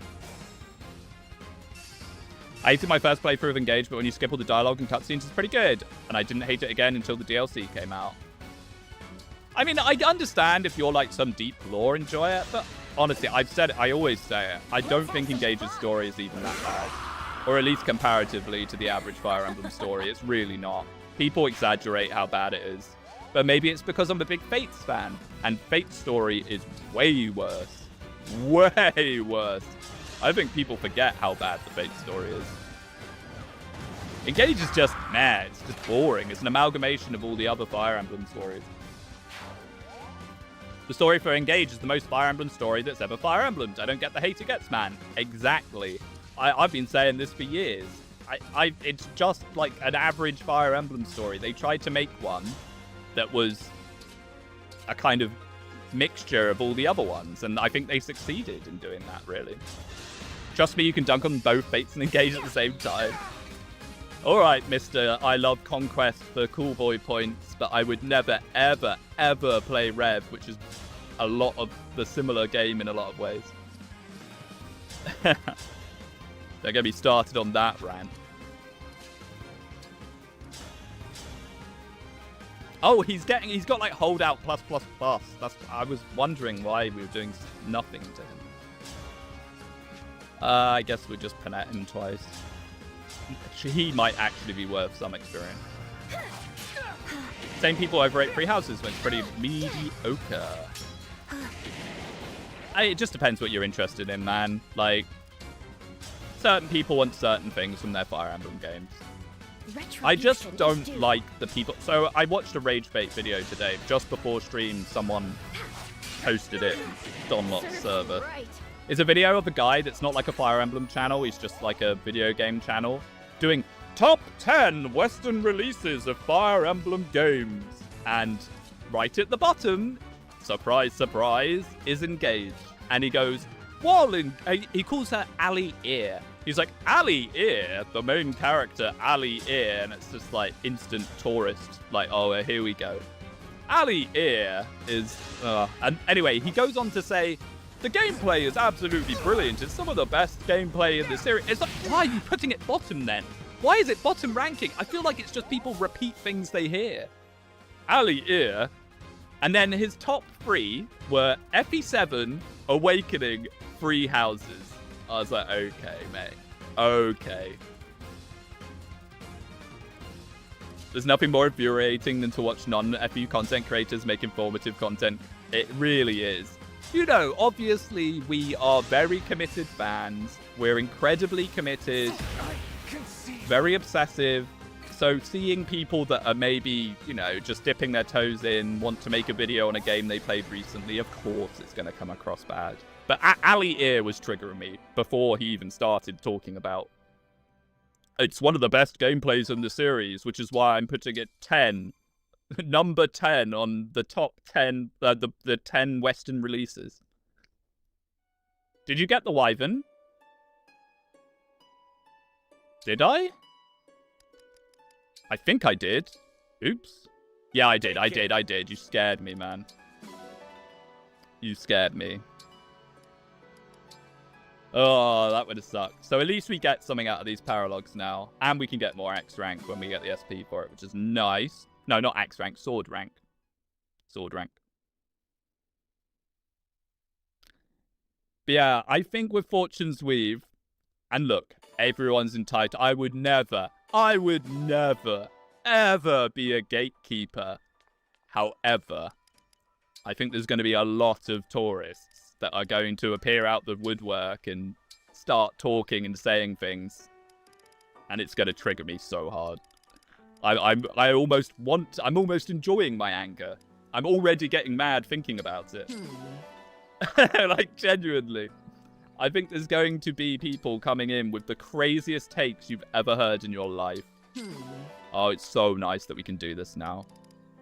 So, Bulganone should probably get a little boost, even if it is quite expensive. And while I remember, let's put this other one on Ivy. Does she get weighed down by it, is the question. Hopefully not. Or hopefully not by much. I don't think she does. I think she has perfect build for it. Yeah, 11. Nice. I'm fine with gatekeeping. Got to keep the idiots out. I mean, Fire Emblem is for everyone. I'm a nice content creator.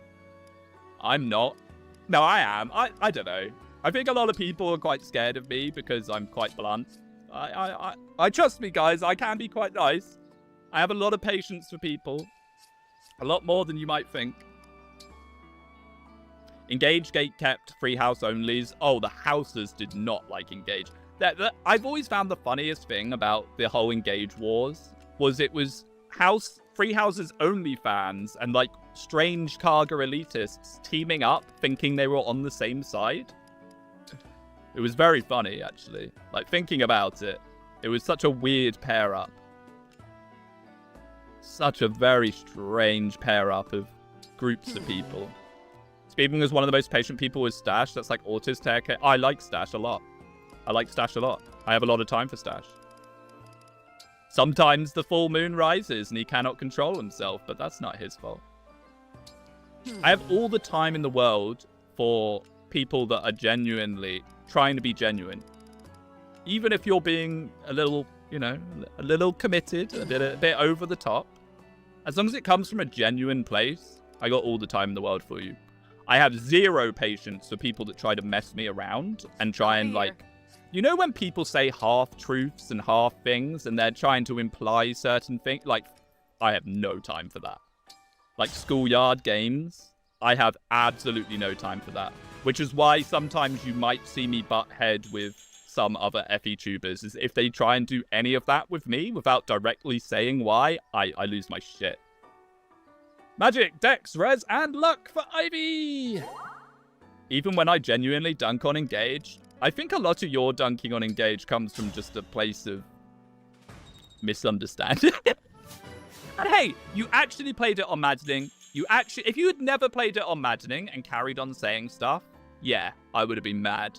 But the fact that you actually played it, you actually gave it a try, you did like certain things didn't change for you. That's fine, that's all I ask. Again, that's what I'm saying, it comes from a genuine place. Strength, Magic, Dex, Defense, Luck for Seedal, still at a miserable 12. Speedwing has no patience for his viewers. I have a lot of patience for my viewers. You guys are really good, though. Genuinely. I look at some people's viewers and I think, oh my goodness, if I had to deal with this, I'm not sure I'd be able to handle it. But you guys are all pretty good. They say that chat reflects the streamer, though. So, like, the people that would probably irritate me as viewers aren't people that are likely to watch me in the first place. You know? Let's get another warp. I thank you. I was desperate for another freeze, but sadly it wasn't to be. You know what? I actually feel a lot better now. At the start of stream, I felt a bit ropey. I actually feel a lot better. Maybe we'll do Chapter 20. I was kind of planning on just doing Paralogs, but we can probably do Chapter 20. Why not?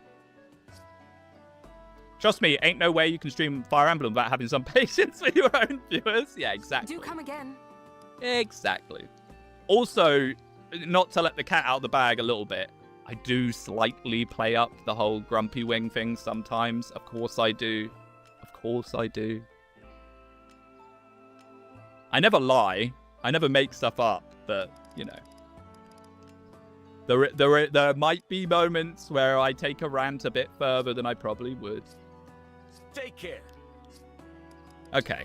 So, if we're going to do that... This is going to be a really interesting map, actually, because he doesn't have Celica Warp. I'm trying to remember in my head who Celica replaces. Is it Marth? Is he going to have Marth in the fog? That actually sounds quite scary. Speedwing, how do you think Fortune's Weave could handle DLC and learn from Engage's mistakes? I feel like Engage had cool DLC concepts, but it ruined the balance of Maddening. Bring back Dragon's Gate, first of all. Make it very clear, this is DLC, this is not part of the game. This is an extra thing that you do for fun. Bring back, once you've done one playthrough of the DLC, it unlocks the characters and items if you want. So then you get the choice of either playing it again, or you can just have the items. Because something that I really don't like about Engage is DLC, is that you got to play for it again if you want to have a mess around with Mage Cannoneer or something like that. And then when you do unlock it, you have to pay like 90k gold in the first place to even get it. Which I'm not a big fan of. If you have DLC units, make them scale rather than just having them come in as really high level units, because like, that's just awful. The Engage bonus characters, if you get them early enough, they just steamroll like half the game because they're so high level.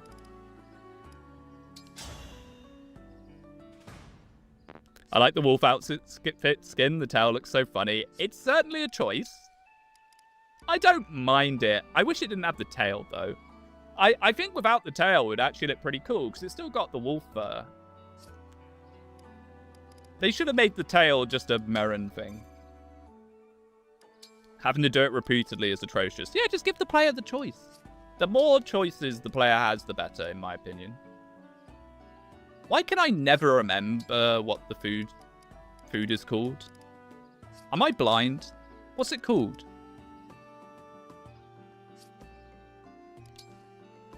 I'm blind. Boutique? It's not boutique. May as well just run to it the way that I can't find it. What's your opinion on DLC Engage characters, unit and character-wise? I mean, I think it was nice to give us the 4 hounds. No, not gift. Wait, can I not eat? Oh, I can't eat because it's a leer. Ah, the game doesn't know what to do with having a leer in the kitchen. A leer can't cook. Ah, okay. Well, I feel a lot better now. I thought I was starting to lose the plot. I was like, maybe I shouldn't do chapter 20. Go sleep, go sleep. Yeah, now's a good occasion when we should sleep. Good shout. Unfortunately, I'll never play Engage solely because of the writing and story. You don't have to read the writing and story, and I don't think the writing and story is even that bad to begin with, but Engage is like a fun romp sandbox game. You're not missing out on much by not reading it. Waking the divine dragon. It's just every Fire Emblem game together. You go around gathering the magical weapons and artifacts. In this case, it's the ring. May prove challenging. Across multiple different I'll do a bit of regions. dancing There's a while I desert wait. region, a mountainous region, a warfaring region. And then you go up against the Dark Dragon at the end. Turn. This is the plot of most of the Yes. series. Nearly perfect. Hello, Seedal. Ah, good morning. Did my footwork wake you? Your footwork? I didn't realize this was Fates. Welcome back, Corin. Okay, so now hopefully we can go to the eatery, maybe? Or the Cafe Terrace. See, Tao is packing. Ending with an evil dragon at the end. Woo! Hey, looks like Fortune's Weave is going to do this. Oh, now no one... No, I think Alir's just not going to budge. Hopefully Alir budges next chapter, and this isn't now that Alir's cycled in. Alir just stays. Wow. Holy... I've never paid attention to Celestia's Somniel outfit. My goodness. Have a pretty pebble. Oh, thank you. Wow, wow, wow.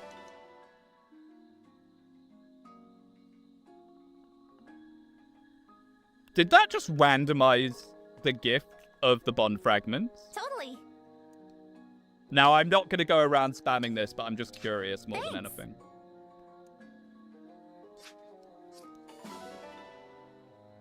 Oh my goodness, it does. It does. We're not going to use that. Otherwise, every chapter, I'm just going to go around giving pebbles to everyone. What is Dragon Scripture? It's a gift. For Vale, I think. There is a gift system in this. What am I doing? I was trying to go see if I could find it. I don't even think they're in the convoy. No, they're in a special menu. Let's get the longbow back for sure. And then what else did I bank? Radiant Bow, Silver Great Axe, Clutch, Tomahawk.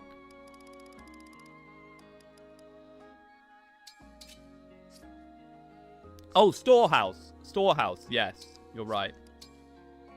Yeah, Dragon Scripture. Scripture written by divine dragon worshippers, passed down. Oh no, this is probably for Ivy.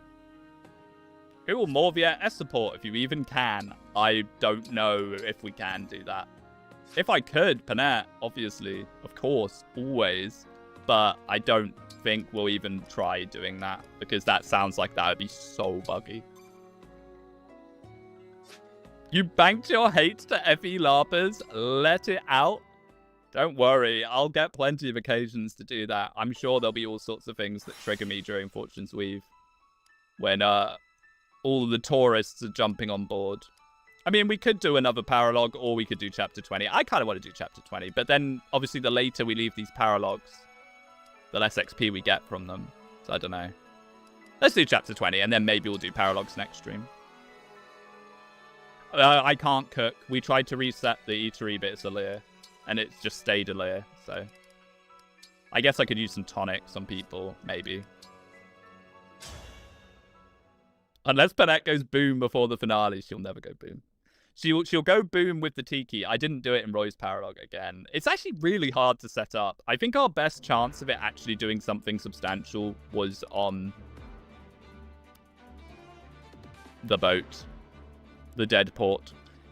Have you played that Engage Fates mod that tries to make Engage more like Fates? Been looking around ever since you had that idea for the Super Giga Randomiser?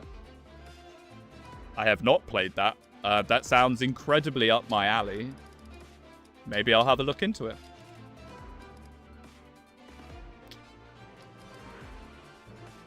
Oh, a killer bow +3 that's just hanging around. I'm just hanging around. Where's Celestia? Let's definitely get that on someone. Our Brave Bow project hasn't really gone anywhere. Can we give Zelkov a new ring? Yeah, Lucy's probably better on someone else, honestly. But we're kind of hitting that stage where a lot of people kind of have rings they want. I mean, what do you want on Zelkov?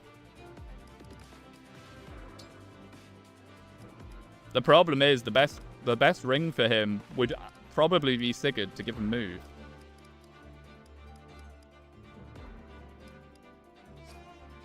Oh, we just definitely give Roy back. That's for sure. I mean, I guess we could give him Leaf instead. Wait, would Leaf make him swap to the one that actually... Oh, hit +30. Yep. I am ready. Yarp. Hit +30 is perfect. Yeah, okay. Leaf value, let's go. Does this mean Brunei? I guess he's a sort of support unit anyway. You don't get any bonded shield bonus though. Which is a little sad. You're a terrible bonded snorer. Guess he may as well have her. Better than nothing. Lucina. And let's buy him a longbow while we're at it. Even more so if he's going to have Lucy on him. Maybe we'll even give it a little juice. So we got to be very careful here. Oh, we don't have any silver, never mind. We got to be very careful here because Marth out the fog is going to slap hard. So let's get our Illum up. for sure. Shame we can't do the Mickey illume the whole map strat.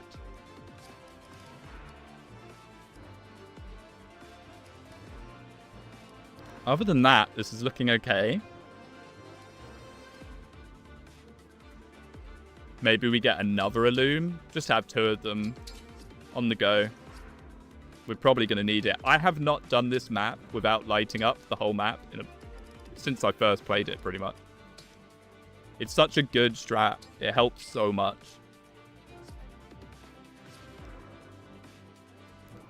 And after those kind of like calm paralogs, I've got to remember that we are now facing actual enemies again. So I've got to be a little careful. Morvier did not get 2,000.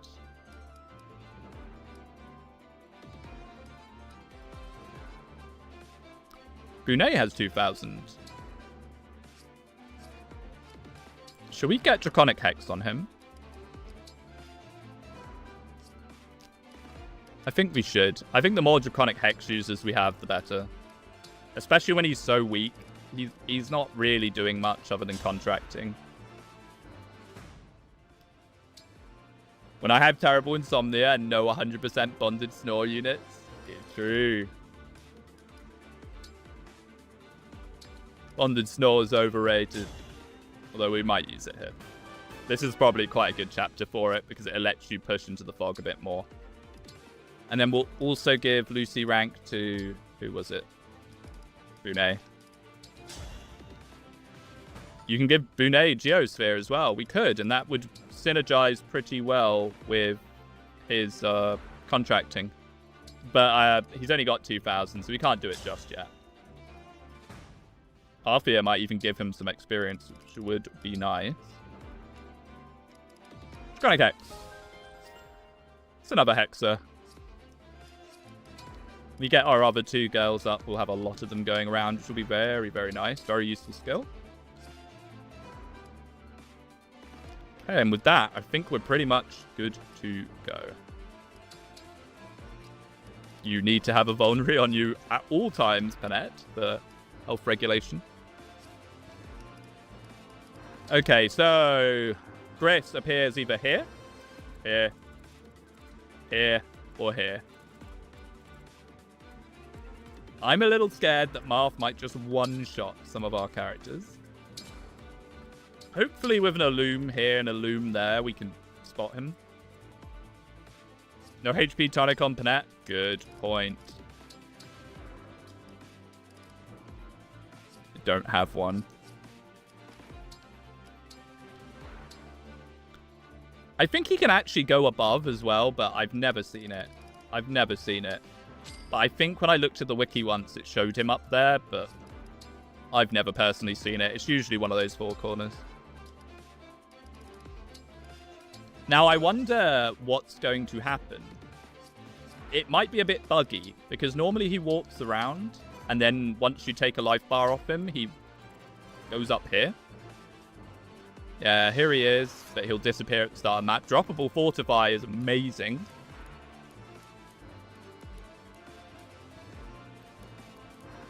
Okay, yeah, he has 30 strength. He has cap strength.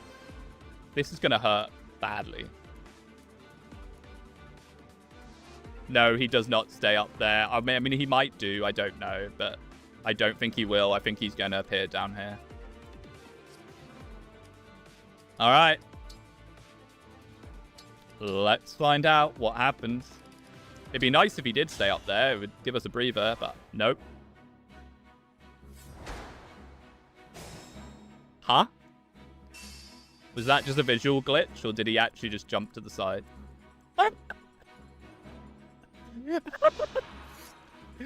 Why? Now, I'm not completely confident that there's not another Gris down here, but that is a good start. Anything for you. Okay. He just sort of shuffled. Understood. Oh yeah, we're back to not just one-shotting everything for free. Give me a target. Tell me where. Sadly. The problem with Illume being on these 2 is I kind of want to use them.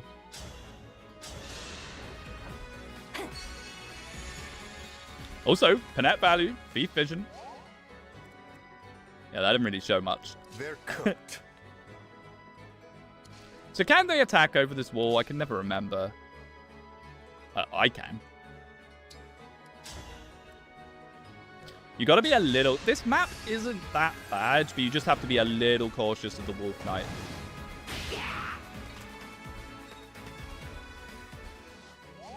I'm not sure if I'm going to split this. I think I might just take this one quite gently. They're cooked, and people say Engage has bad writing. Yeah, the Gordon Ramsay character. How exciting. It's exactly what Fire Emblem needed all along. Oh, you are so good. I am slightly scared of bow users, but we can still rescue at this point. I played this turn 1 more than any other map. Yeah, this map, once you get a handle for it, it's alright. But the first time is a bit spooky. On the draft race, I did this in 1 turn, I think. Was it 1 turn or maybe... No, maybe it was more than 1 turn. Maybe it was 2 turns. But it was very important that I did that because Empress could not handle this. I did a weird thing where I kind of walked, rescued, and got her up so she enemy phased him. I think it took me a couple of tries to actually get it perfect.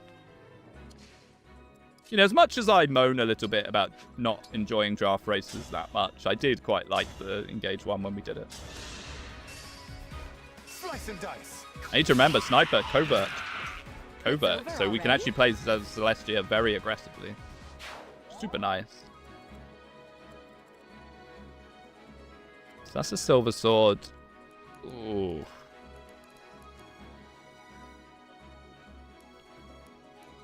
Fierce stance. +2 strength. Did he really need both? Reposition Merrin across. I hear you. Yeah, I think I'm just going to send everyone over here for now. I think it looks like we got our answer. Gris is just up there, which makes this opening Let's go. a lot more chill. So I'm more than happy with.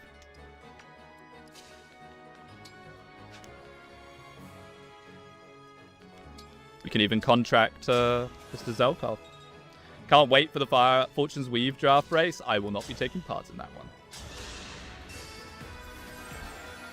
That would be kind of cool, though, if it's not like 3 houses.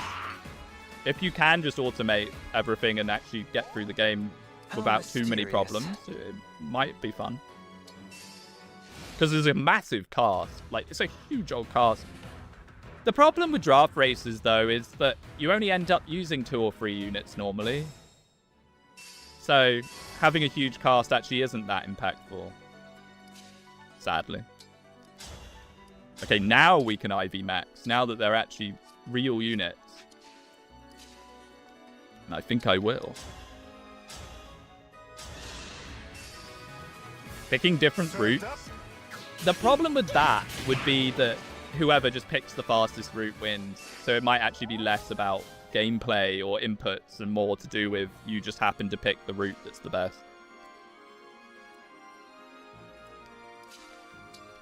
You know, Ivy's actually not as underleveled as I thought she was. She's kind of a similar level to everyone else. What about an Iron Man draft race? Might be impossible or untenable. I think you would still just solo most of it. I think you would still only just use 1-2 units. And then, if it came to it, I don't know. You just lose, I guess. You just, like, play until you lost. Draft racing, unfortunately, just massively rewards that kind of playstyle. Now, I can't remember if there's snipers on this map. There's halberdiers, there's wolf knights, there's these annoying monks. Wait, doesn't this guy normally have a... It's randomized into gold. That's hilarious. Wow, this map's been made a lot simpler, actually, because he doesn't have the entrap, and then we don't have to deal with Gris. Huh. I'll take it. Oh, no Nell. No Nell's making Zelkov questionable.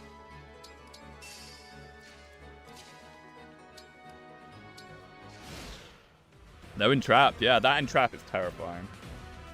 Very spooky stuff.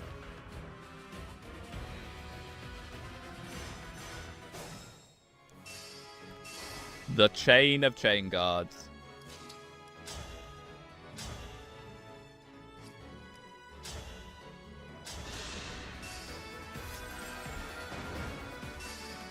Divine Pulse. Hey.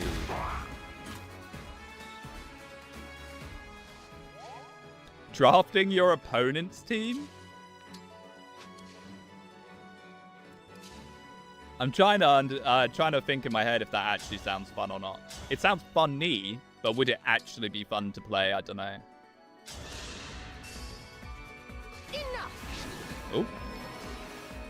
It sounds very funny to draft, like try and draft the worst units to each other. I don't think it would make that much difference in the end. And it's just whoever goes last gets the kind of Seth unit. The Camilla. I will say, when we did the Rev draft race, me getting Camilla was such a boon. Camilla is such a cracked unit for soloing. I think I'm just going to play quite aggressively and assume that there is not bows. I mean, we have Roy for holdout. I need vision. Okay. The I kneel skill. Pass. Ooh, pass.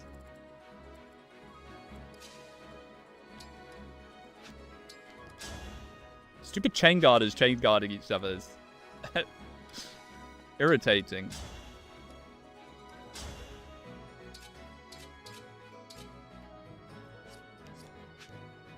Speaking of irritating. Yeah, pass cab is actually kind of spooky. I checked the wiki and the warriors but no snipers. Ah, gotcha. Where are the warriors?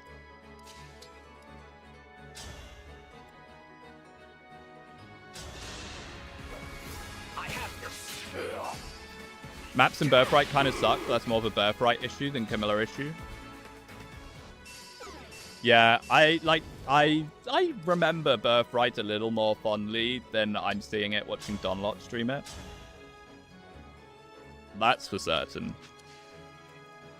There are definitely maps that are a lot stinkier than I remember them being.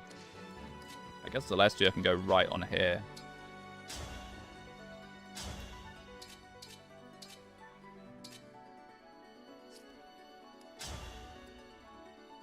Perhaps after we break yet another chain guard.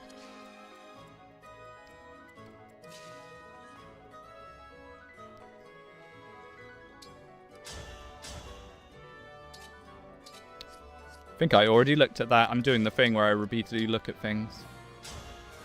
I think Birthright's overhated personally. Only the later maps suck. Oh, it massively is. I think it's massively overhated, yeah. It's same as Rev, that people love Conquest, but then say Birthright is, like, terrible. I've seen people say, like, Birthright's the easiest game in the series. It's not. It's just straight up not. That's just wrong. That's wrong. Like, that's just people regurgitating what they hear Fates players say. It's just not true. Like, Lunatic Birthright is not easier than things like Sacred Stones or Path of Radiance or, you know, like, I massively have an issue with that when people say that. Like, when I say, oh, Birthright is super easy, it comes from the place of I'm a dedicated Conquest player. So comparative to Conquest, yes, it is super easy. But I think people hear people saying that and then go like, oh, yeah, really easy game. It's like, no, dude. Not necessarily. Sacred Stones is much easier than Birthright. Yeah, of course it is. Lunatic Birthright has its moments. It has its moments. It really does. I think people forget that it has its moments.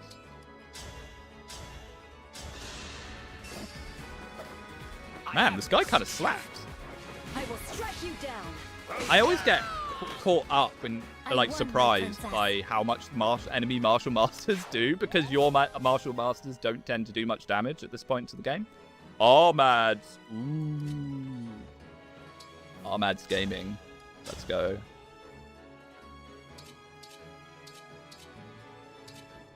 Zam, this guy is it's a tank. They're tanky as well.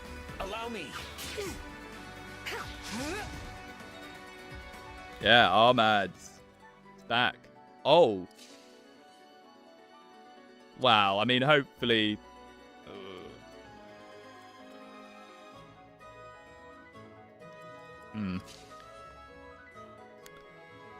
I'm trying to think if we can contract. The only thing that we can really contract is here, and then that would put Panette in extreme danger.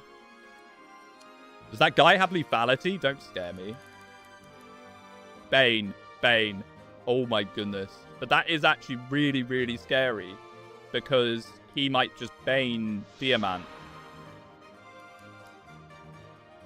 Okay, it's an 11% chance, but that is terrifying. Let's try and not have that happen, shall we? I just don't think this is going to be it. This isn't going to... That's not going to kill. 16. He has expertise as well.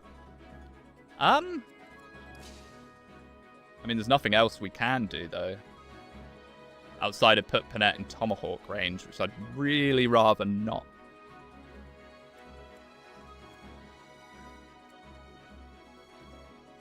Merrin Rune Sword? No, he has 30 rares. Can't even Bane post in the chat. Literally 1984. I'm on live chat. It's just YouTube being annoying. Have you seen YouTube have been purging channels? There's like channels with millions of subs just getting deleted by their automatic AI checks. So stupid. Don't you dare do it. Okay, they're moving first. That's actually perfect. I mean, it's not perfect, but it's a lot better. Yeah, I could have done that, but then Panette would have probably gone boom from these two. Okay, now if he Banes, it would just be funny. I kind of hope he does do it. Wait, no. Oh, I just got a heart attack. Do you think he could Bane on the first hit and then kill on the second hit? Do you think that's how it would work? AI should never moderate. I know, it's crazy. And the thing is, the irony is they're trying to remove channels that are like AI channels, but they're using AI to do that. Make it make sense.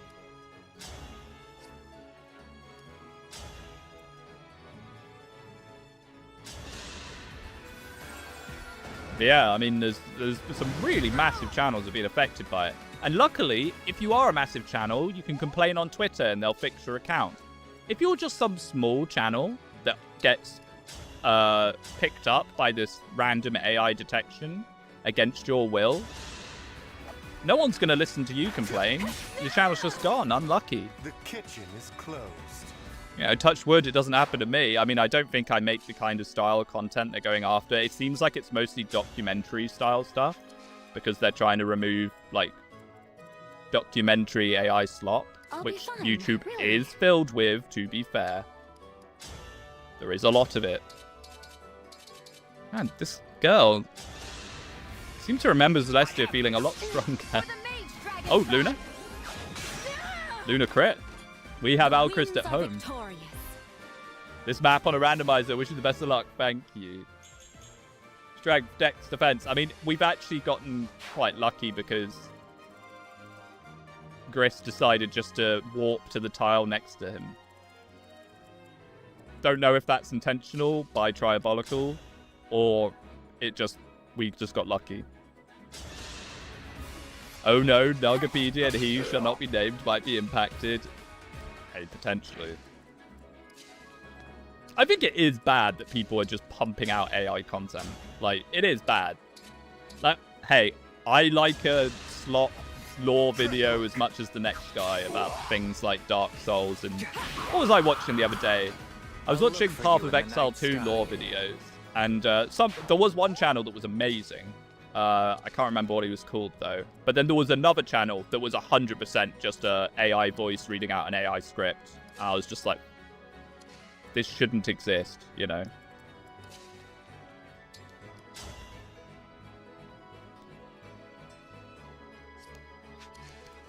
This is looking a little bit funky.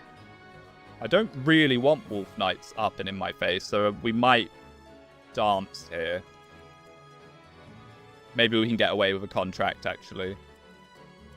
Brave Axe into Tomahawk. If then these two can maybe combine. Their powers combined. Maybe not.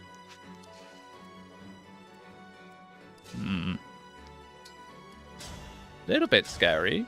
Not gonna lie.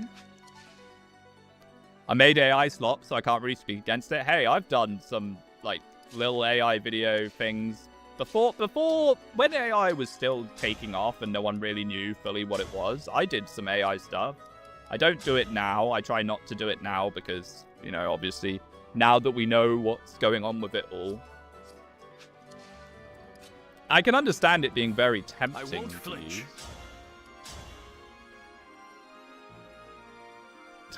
Damn, man. Oh, wait, we can actually engage for stats. And we can actually, do we want to do that?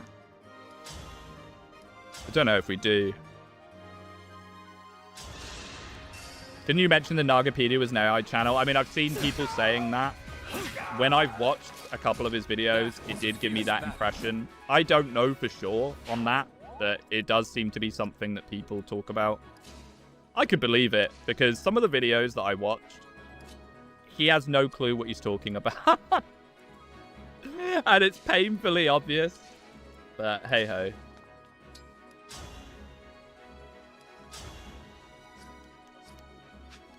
I guess we can... Yeah, this doesn't really solve my issue with this guy. I'm just trying to figure out if I have to buy left dance or not. I don't think I do. But... So how fast are you? 25, but you're not one round in this guy. Oh, no. I must focus. What does the Wolf Bale do here? Nothing. The Wolf Bale doesn't seem like its full effectiveness.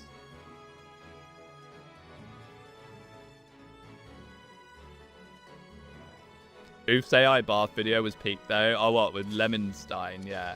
I think it can be used in fun ways. Like, if you're just using it, if you're using it for a gag or a bit, I think that's fine. It's the people that just use it for everything. No, I think we're buy left dancing here. So, buy left dance is actually a little bit awkward. We can go here, I think. This will probably miss. And then won by the Paladin. It's effective against cabs and armors, I thought. So did I.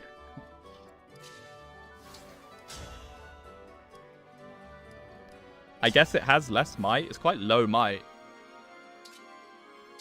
No, maybe it is. No, maybe it is. Maybe it is. It's just not one tapping how I would maybe want it to.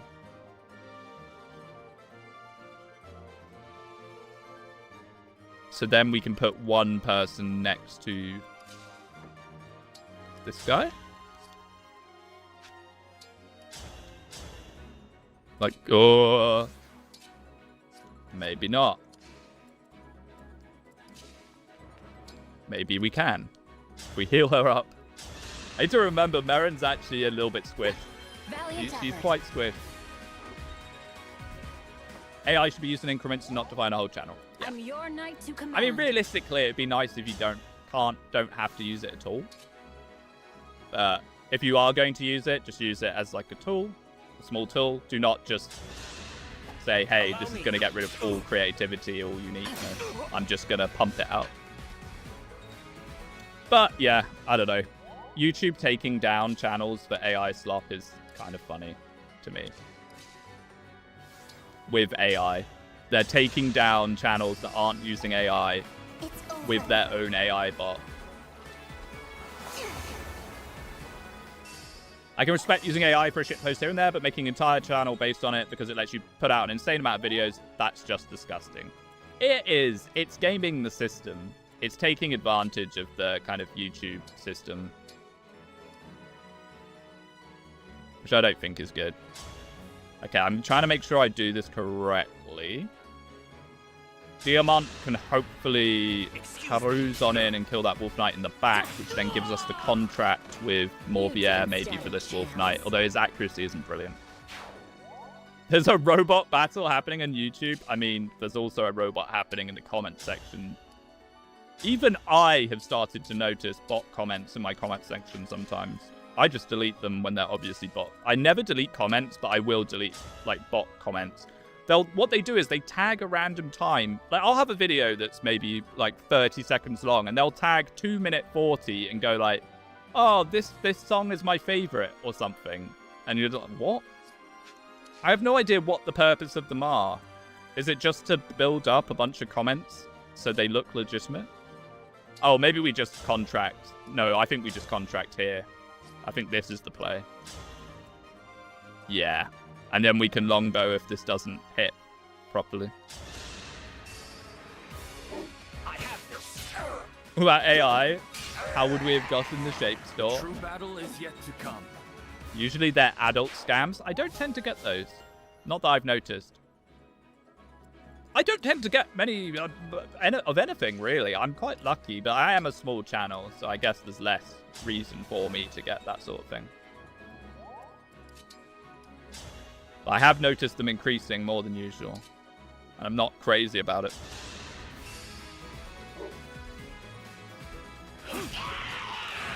That was a fierce battle. Alright, Diamant, the rich get richer. Dex, speed, and defense. A lot is on this man's shoulders after Etier's untimely passing. Now, there's some halberdiers up here. Bolganone. Okay. Brave Lance. Ooh. Some pretty good stuff in the chest. I just wish I had better vision. Playing this without Mickey vision is grim.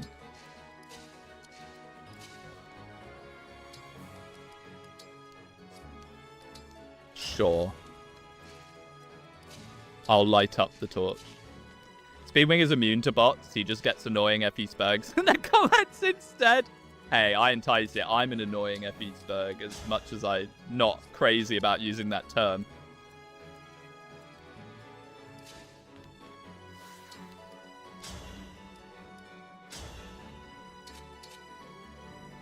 Okay. Magic, magic, magic. I'm just super spooked about this. Killer Axe? Ugh.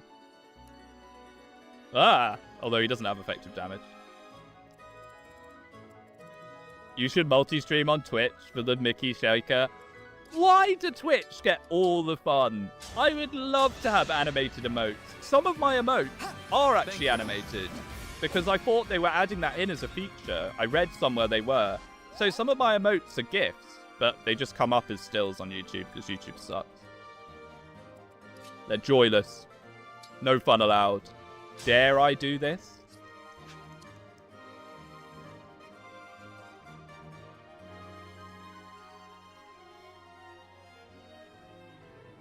I'm not sure that I do dare do this. Ooh, is that Wind God? What is that? Giga Excalibur. Ugh. 21 Sneed. Wow, Ivy has 18 speed with the 4 on. That's hilarious. It sucks YouTube doesn't have animated stickers. I know. No, Mage Knights do not have Chaos Style. They have Cleared the Way as their class personal. Which is kind of annoying, because that means this Mage Knight, right, is not being slowed down by that pillar.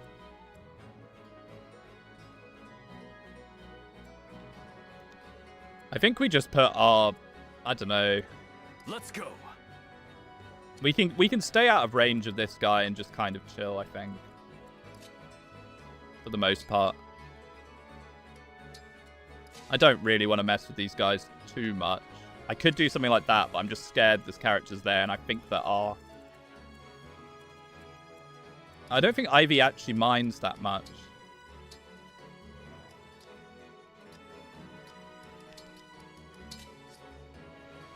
Oh, that's Panette in range.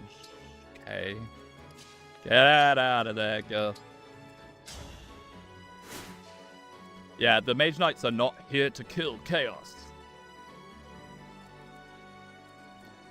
43. Oh. Okay. Well, not you, fail.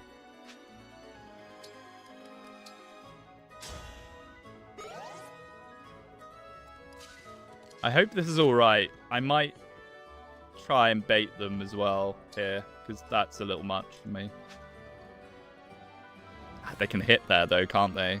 Maybe cool doubles here. Hopefully that's not a big error. We can heal her up as well with a little fizzy. Yeah, I can go on now. Yeah, I wish YouTube... Like, apparently YouTube streaming is, like, better than Twitch, allegedly. I don't know if I buy that. HP, dex, speed, defense, rares, in terms of average viewerships and, like, competition with other people and stuff. But, like, if YouTube actually wants to compete with Twitch, they do need to improve their features. Oh, it's 10,000. That's still really good, but I thought that was 100,000. We're probably missing out on the gold on the left-hand side. Okay. Even better I did that. My goodness.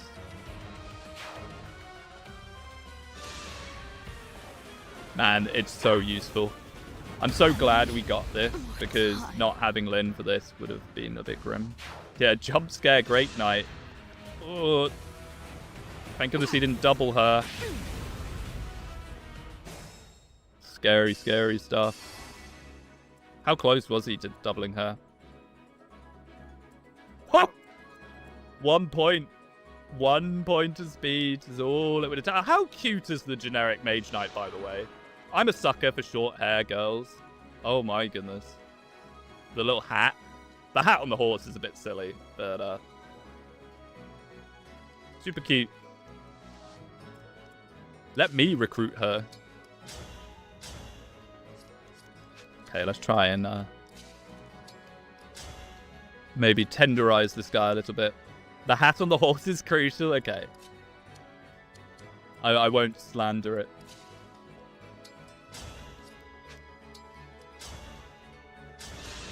What do you mean it's silly? Oh, sorry. It's very serious.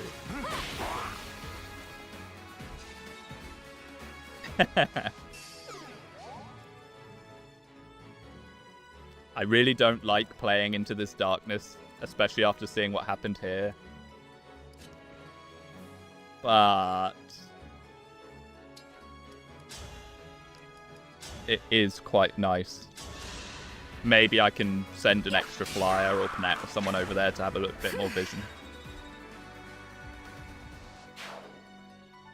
I'm never streaming on Twitch. The monetization isn't worth it. I know nothing about how all that works. Nothing. I will say, though, if people are trying to, like, do Fire Emblem stuff for monetization, unless your name is Davis G, I really think people overestimate quite how much money you make from YouTube. You were beautiful while you lasted. Like, Twitch, you get the paid subscribers, don't you? And, like, ad breaks, 5-minute ad breaks. Strength, magic, dex, and luck for Chloe. I wonder how Davis has managed to do it. I mean, Davis does get a lot of donations, like a lot. And he has a lot of videos that get a lot of views, so he constantly has those ticking over. But yeah, I imagine it must be quite tight for him. Maybe his parents help him out a bit or something. But like, for example, if tomorrow I wanted to just subsist off YouTube, I would be cooked. Absolutely cooked. UK is a very expensive place to live, though, sadly. Never used to be quite as bad as it is now, but sadly it is.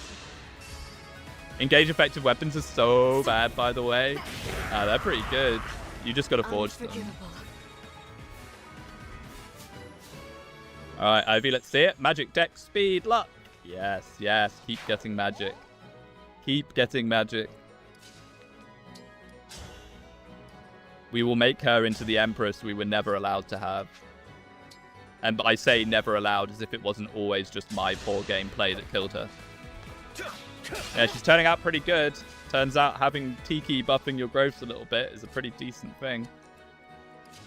Who could have guessed that? Let's get this back. Very useful to have Veronica contract. As much as I don't want to keep feeding everything into Diamant, it's pretty difficult not to sometimes, just because he can play so aggressively. The hammer's kind of bad because Armor Knights have insane defense. Oh, yeah. Horse effective weapons are really good at Forged and Engraved. Yeah. I think if you're going to go for any of the effective weapons, Horse Slayer's brilliant. Especially early, it's very, very useful. Guess we can Illume. I don't think this is even going to show that much. I don't like the way that Illume is on yourself. I feel like they definitely balanced Illume around it being used with Micaiah. But hey-ho. Honestly, if we had more units, I would consider benching Zelkov now that Nell's gone, maybe. Oh, I never did see in the left, by the way. Okay, thankfully someone didn't run out and one-tap Celestia. That was stupid. That was very silly of me.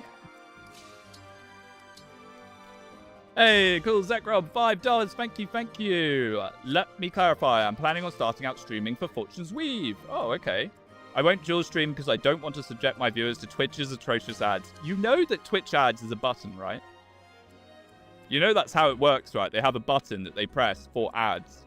So when a Twitch streamer's like, oh, sorry you're getting so many ads, bros, they're there hammering a button. They're pressing a button that gives you ads. Which is kind of funny, honestly. It is kind of funny. I need to get some non-physics in rotation, as much as I do like rage-baiting people with my one-tile physics. Now, I think Twitch might just show ads in general as well, but there's definitely buttons that you can press. They're like 3 minutes of ads. It's kind of nuts. Okay. I kind of need Panette to get up on pillars with Thief Vision. But yeah, good luck with streaming. It's probably, I would advise you, personally, don't just... Do you have a channel already, Zekrom? I don't actually know. Sorry, I don't. I can't follow everyone. Do you already have a YouTube channel? Because if you don't, I would very, very, very much advise making a few videos before you stream the first time in the run-up to it. Because otherwise, no one's going to watch you, my guy, other than people that already know you. What do you need to stream from a Switch 2 anyway? Capture card! So I have an old capture card I used for Switch... I can't be bothered to go get it. But I had an old capture card that I used for Switch 1. Still works for the Switch 2. But it was a bit laggy, so I upgraded. Because don't say I never do anything for you guys. Don't say I never do anything for you. I now have an Elgato capture card. A pretty expensive Elgato capture card. And it works like an absolute dream. It's very, very good. Lag-free. Very clear picture. Much clearer than my old capture card. For what I know, there's an ad minimum hour, and you can press the button to do it immediately. Right.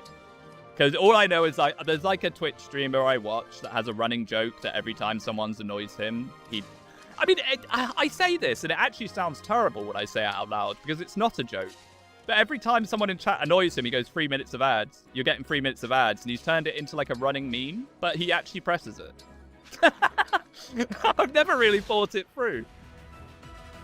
What model is your Elgato? I have no idea. Whatever a good one was. It was like £100 or something, but it was discounted. It's like 100 and something pound. Which is probably too expensive for most people, but hey, you know, whatever. I've actually got a YouTube channel. I should maybe try and do something for it. Okay, we're going to catch this thief. Get the Brave Lance. It's money if we sell it. I don't think we particularly have anyone that can use it. But... do I current freeze these guys? Yeah. It just makes, like, figuring out what we're going to do a little easier. What does the other thief have? 10k gold, which would have been nice. Although we did just get a big fat paycheck. And a Bolganone. So the left-hand side was way better.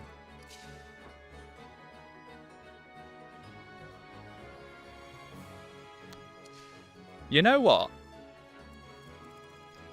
I know there's people there, but Diamant is kind of the guy.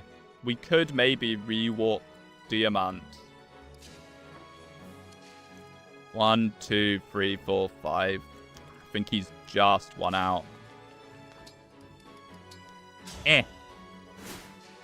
We could warp Diamant over there. I think, sadly, the warp is on Veil, so we'd have to do a lot of trading around. But luckily, these guys are freeze, so we do have the time. Can't you freeze that thief? I think we've only got one freeze staff left. I've been quite liberal with my freezes. Oh. Oh. Oh. Oh, I may have just messed it up. I think what we needed to do was get... No. I can still trade the warp. No, because... I'm having a brain fart.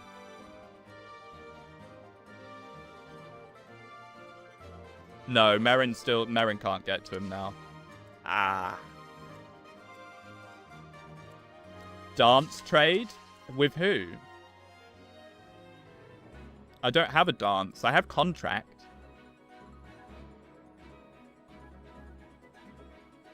Just double warp? How? What do you mean just double warp? Oh, it's in warp Diamant? But I can't contract from there.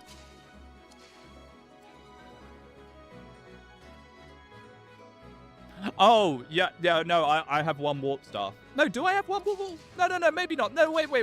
No, maybe I don't, actually. I think I bought another one, didn't I?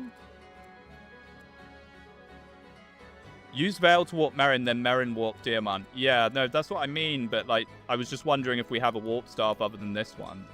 Did I buy another one? I bought another staff of something. I'm not convinced it was warp, though. I guess we have a free-ish turn to sort of rummage around and look for it. So we'll have a look in a second. I just want to actually deal with this a little bit before, because there might be more guys in the fog.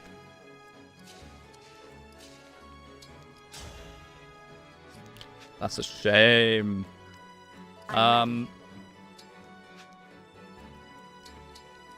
There's no way that's a kill, but it might be enough. With some chip if it hits. Nope. You definitely have another warp staff. I have no idea. Well, thank you for the vote of confidence, my guy.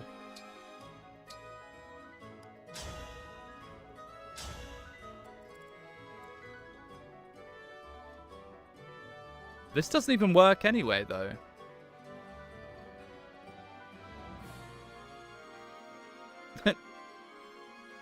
Because, like, Diamant would then warp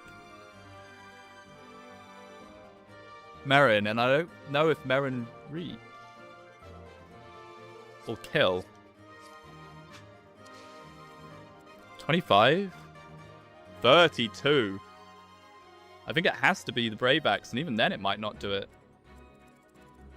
Could also rescue on Merrin. I think that our only rescue staff is also there. We do have a freeze. We have a freeze. I mean, I'm doing all this for not the biggest amount in the world. I want to look in the convoy to see what we have. But I can't really do that because once we commit, then it's Jova for us.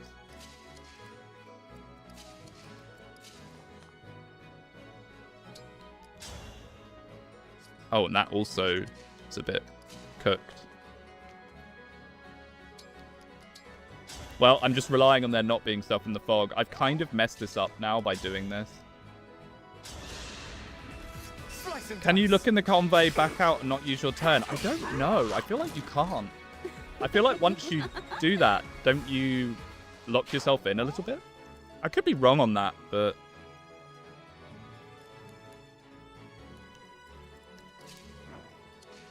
I don't know.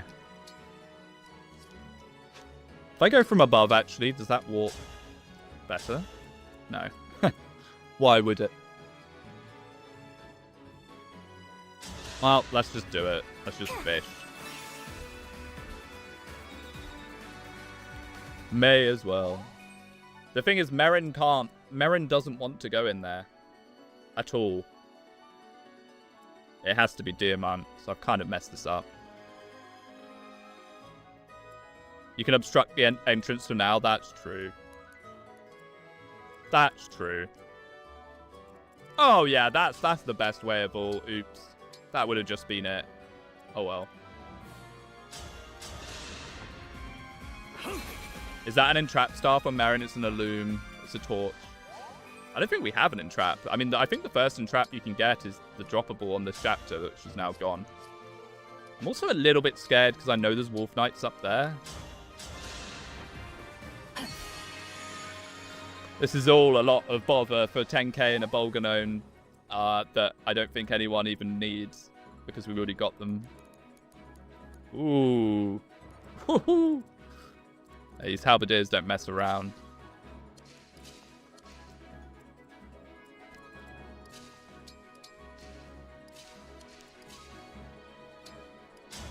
I guess we just do that. And just hope there's not some really scary warriors or swordmasters in that fog. There might be. I want to give advice, but I've never played Engage, to be honest. It's fine. I was just trying to do something very, very fiddly that it probably would have been better for us not to do at all. Because I think there's probably going to be something coming out that fog on the right. Ooh. You leave her alone. Oh, yeah, there it is. No. I've drawn Lafont, the card of the end. Oh, no Corrin. Rough. No Corrin for the rest of this. Rough. Yeah, I shouldn't have bothered trying to mess around with trying to get 10k gold. And he escapes anyway. Oh, it's all cooked. Oh, no. The Pesh Cats. Don't crit. Oh, it's so cooked. That was stupid. I should have just... Not blaming chat. I would never blame chat. I would never, ever blame chat. However, whenever I try and do something that I don't want to do innately, this always happens. Whenever I try and do something that isn't something that I'm seeing in my mind's eye, it always goes horribly wrong. Oh dear. This is bad. This is really bad, actually. Okay, that's a Flame Lance with +4 strength, so it doesn't matter. Yeah, this map without being lighting it up with Micaiah is rough, dude. No Corrin freeze. That would have been awesome. The Oxa 6972, thank you. $2. No more sick ass crit quotes. I know. This is really bad, by the way.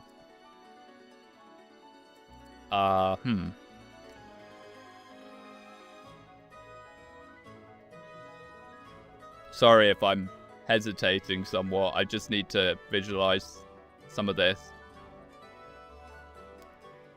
I think we definitely need to take out this squad, for sure.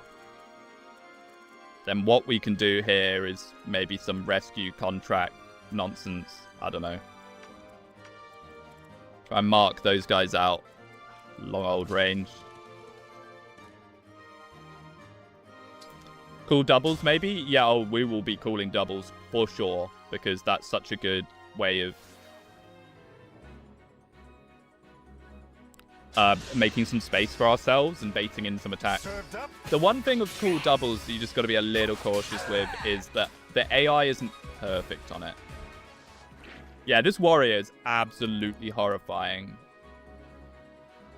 He is so scary. Let's try and delete him, please. And this guy, he's not even that randomized. He's just like that. He's just that strong.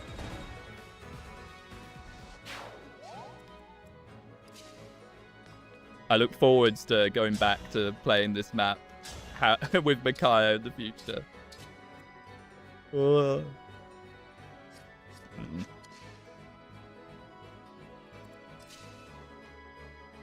No buy left for what's coming.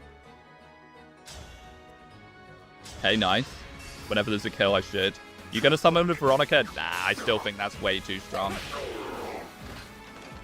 I think that's way too strong still. HP Dex. Okay, Vale.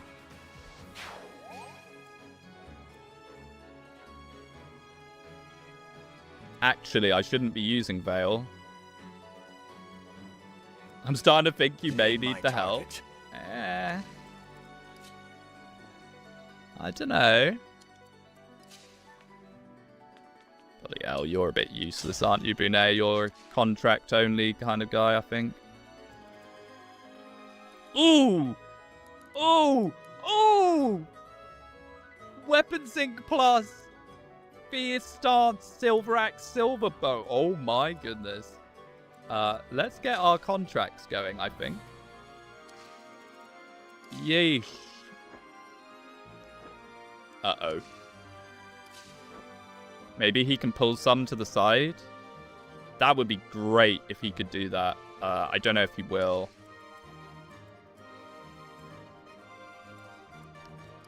Maybe pull at least that halberdier away. What are you? A stiletto, okay. So we can do Brave Axe if we wanted. I don't think we actually do. I think the Tomahawk is just object. Hit rate. Brave Axe is better. He has like 65 attack on player phase. Dang. I'll yeah. do as you command. Yarp. Spooky, spooky. What am I gonna do? What am I gonna do? Oh my goodness. I need more than anything, I need the convoy over here. I kind of want to call doubles here, because then Celestia might be alright on the fort.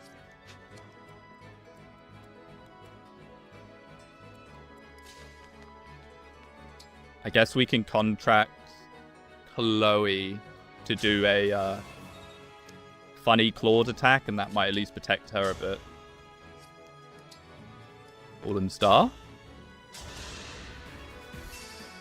Can Morb survive if he uses Great Aether? No. I don't think so.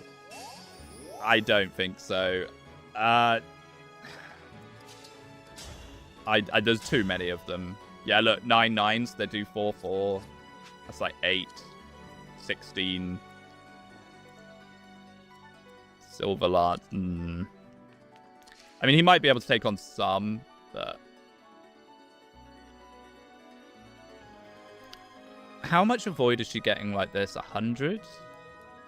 100's pretty good, but I don't know if it's enough, actually. Yeah, they have like 152 hit. That's actually nowhere near enough.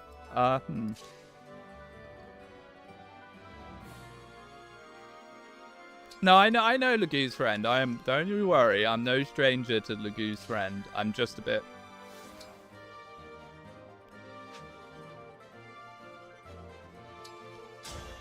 And there might even be more guys behind these guys here as well. I mean...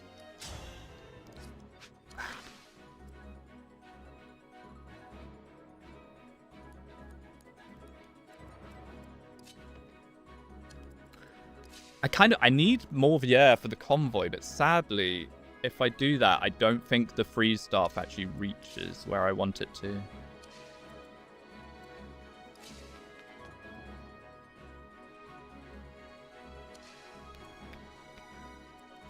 Is it time to give Panetta a crystal and have her bait enemies? True. We can do that, yeah. That's in our rules. I just don't know if that's actually good enough. Is that better than just hitting? Oh boy. I don't know if that's better than contracting. Can Ivy freeze? We have one freeze staff and I think it's in the convoy. I kind of need to inherit Book of Worlds on people again, because it's nice trying to have that extra freeze. I think I call doubles here. Maybe not there, but I think I need to call doubles.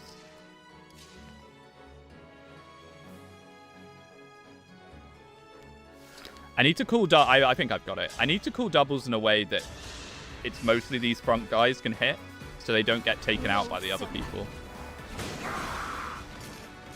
I was going to freeze the warrior with the silver bow, potentially. Okay, so if I want to put it in a way that these guys go for them, but other people don't. Like this, I think. Still kind of spooky, honestly. And then I could even rescue her out if I wanted to. I don't know if I need to. I might hold that rescue. So Marin can get out. Watch there be something right there. The Wolf Knight can reach a double. I know. But it's just about decreasing the amount of hits we take. Oh, he actually doubles her. He's got one more. Grim. I think this might have to be this with an elixir or something. I have no idea. This is going to be a rough turn. Oh, we don't have an elixir. Okay, Vonry it is, mate. Slurp up.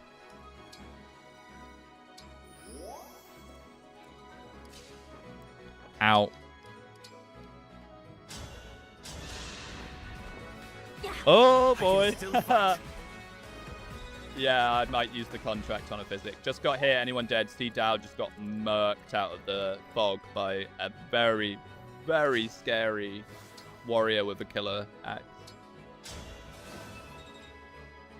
This also gets us a little closer to Byleth as well.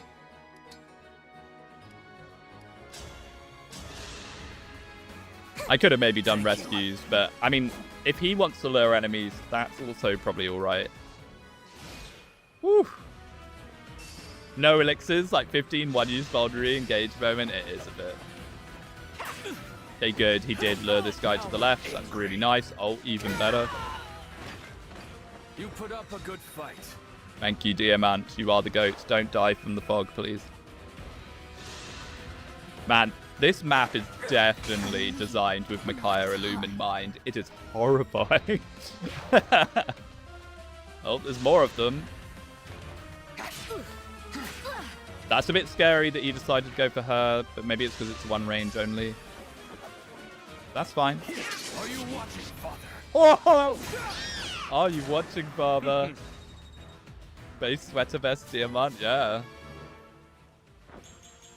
HP strength, dex speed, as long as he doesn't suffer from success. Dear God, yeah, this is the jobber map that people talk about when they say he's actually a great unit. I kneel. They were trying to tell me all along. Beef attack, since there was no escape option, that's probably it. You're right. Come on, get a crit. TP ID. Okay, that's fine. Oh my goodness, there's so many of them. Stop. Stop. Oh my goodness. We're not out of the doghouse yet. We survived that turn, but barely.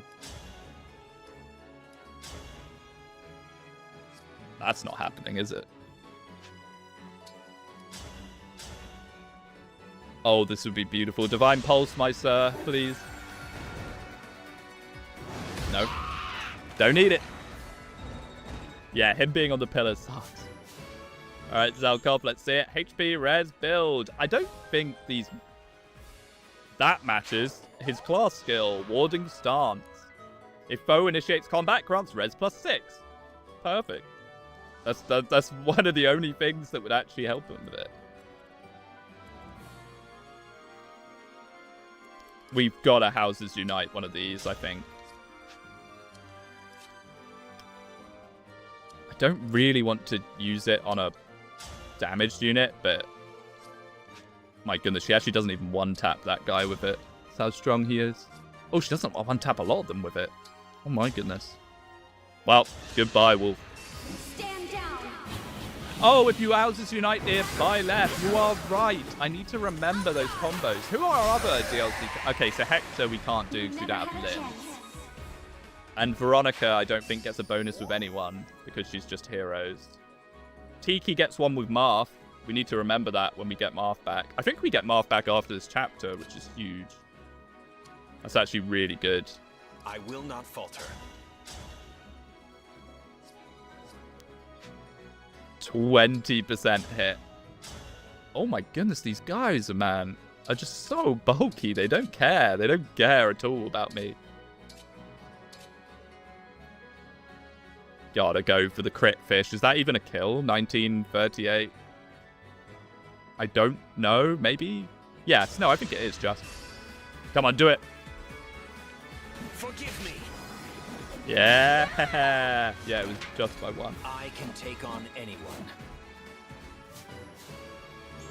Strength, magic, dex, speed, defense. Yes, yes, Morphia. Speed, speed. Don't get doubled by people, I beg you. And we can pull out an L-Surge to deal with this guy, maybe. Although, what on earth is that even has attuned? Imagine if the warrior that killed Seedal had this and got a massive buff. I don't think I'd even be mad. Although the L-Surge is not going to kill him if she's only doing that much.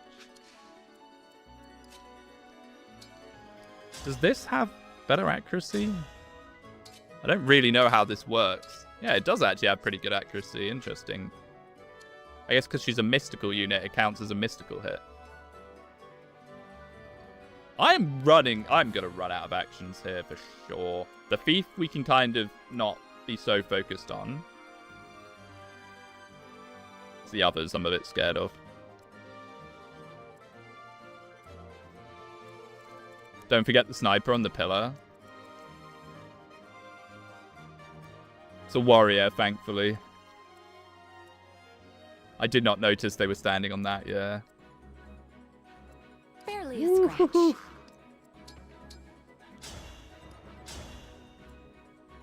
Ah. Does she really need to do 60 damage?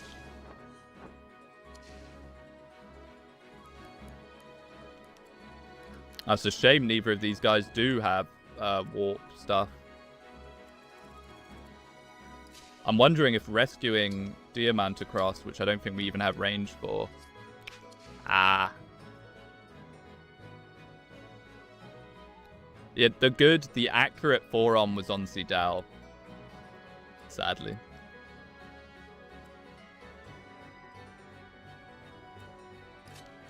I mean, do we try and tail smash this guy off?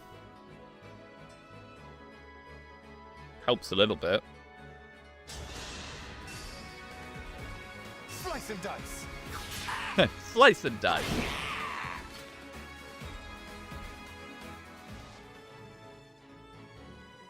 Unless you have rewarp contract. I don't think someone can do that.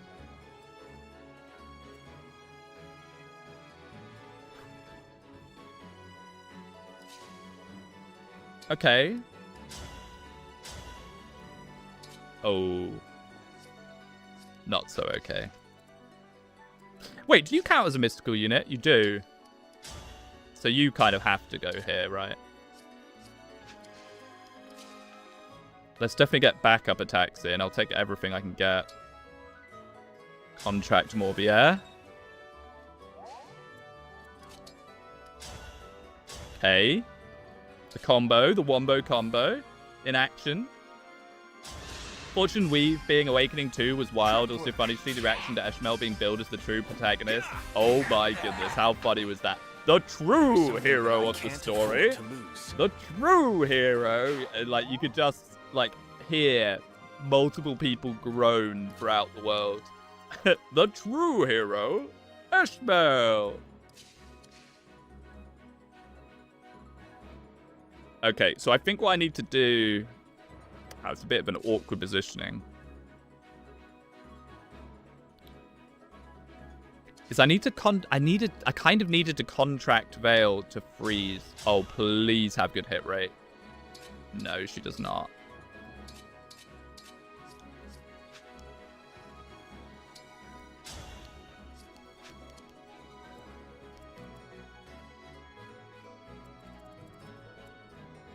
Funny how different the perspectives are.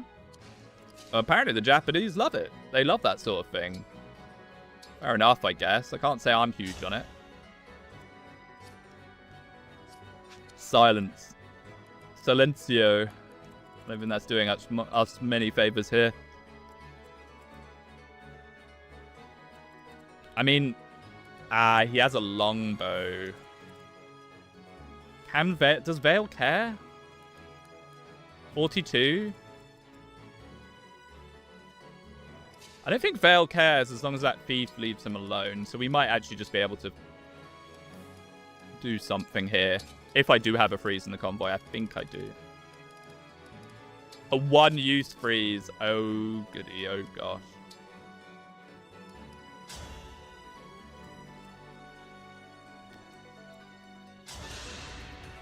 I didn't know we only had one use of freeze left.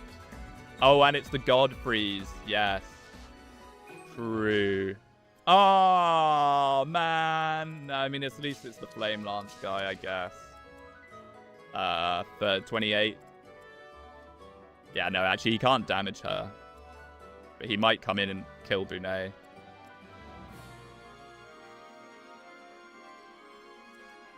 I think I need to just let that thief go.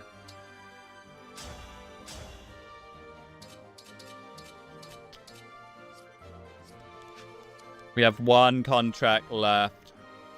Is this the best option, a Divine Pulse?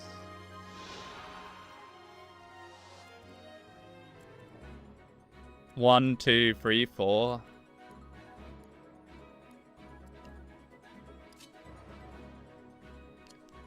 I'm not actually sure if it is. Or is it here?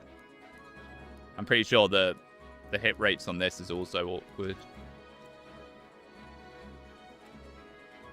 1, 2, 3, 4.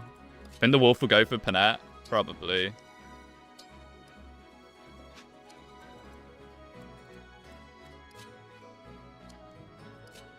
We can move Zephyr to block. Body block. I think we have to try for this. I think I'm actually relying on Divine Pulse to hit something. Strength, magic, dex, speed, defense. Yes, we will engage with Leaf for hit. That's adaptability or whatever, if it works with this. I'm actually intrigued. Let's see. It doesn't work. I think a lot of things aren't going to work how you'd expect them to with Zelkov just because he's such a weird class. I'm surprised he's not buggier than he is, really.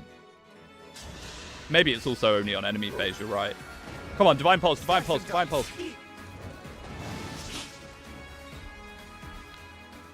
Would have been nice. Let's read it.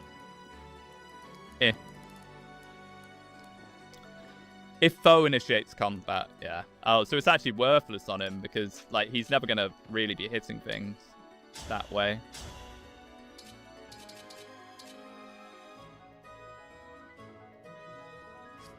Is it better to do that, or is it better just to heal? I think it's probably just better to heal if one of these two has a vulnerary. They do. I think Bunei might be dead. Oh, this chapter's been rough.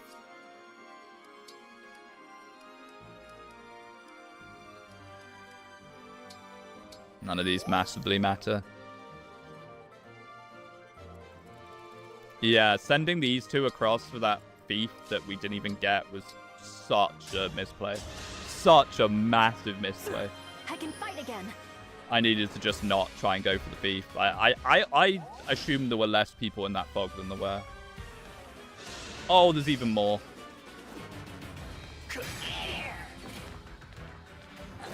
Morph might just die and it's just a game over.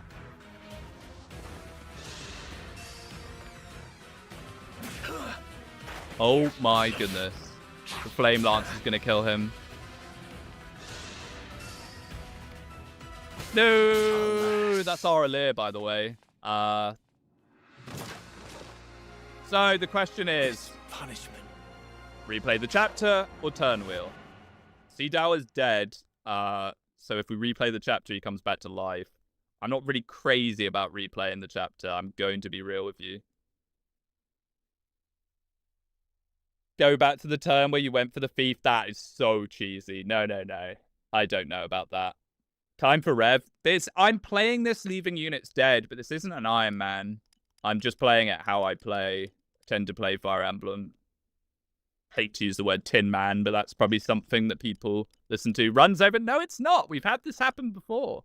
I want to play this all the way to the end, this randomizer. I just look like I'm Iron Manning because I don't reset for dead units. I don't think there's a way to play these 2 turns better, you think? I think I definitely made a lot of foolish moves.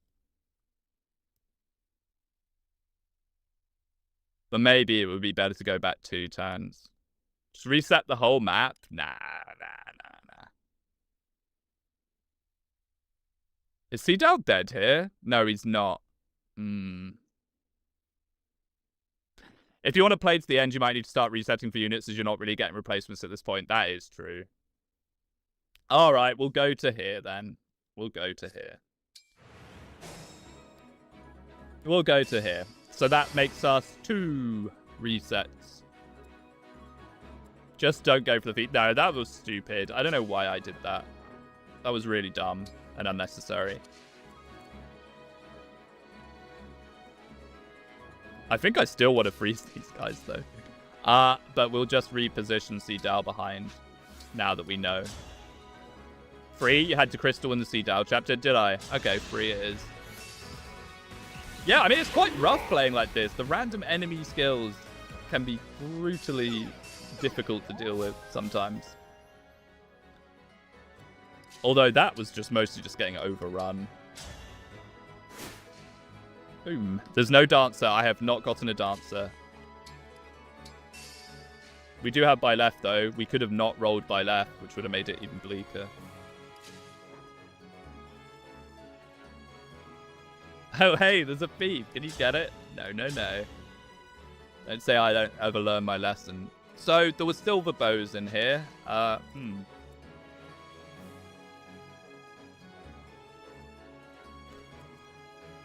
This to? doesn't massively solve our issue. I mean, we can call doubles.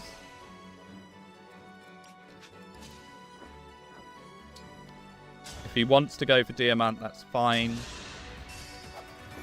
Served up. Still standing. Although I think the Killer Axe guy is still in pain. Hopefully he'll go for a double.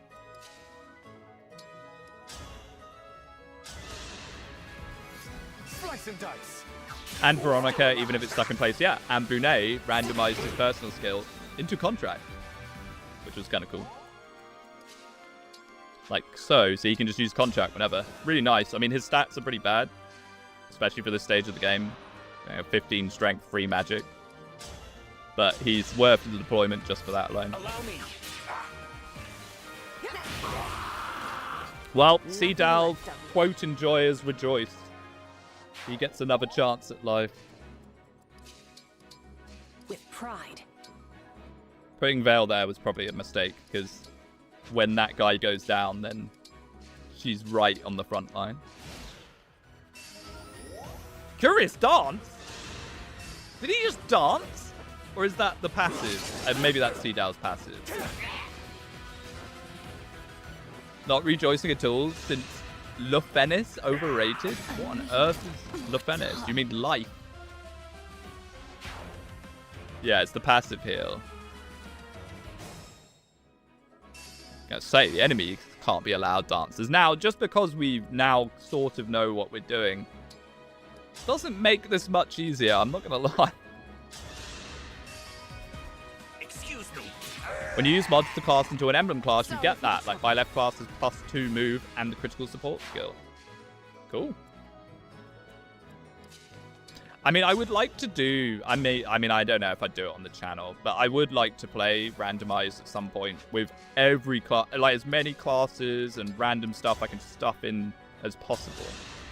and just have it be a massive spin wheel. Like, have all the emblem class, have all the moddable classes that people have done, have all the moddable characters people have done. Like, what's that one really funny mod? It's like Lapis's twin sister, Lazule or something.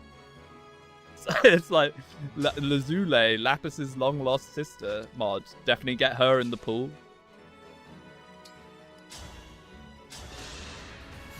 %. Served up.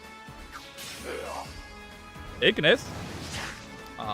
So he can actually proc Ignis. That's the first time we've seen him do it. Because he's only got 11 decks, so he only has a 5% chance. But he can proc Ignis. Interesting.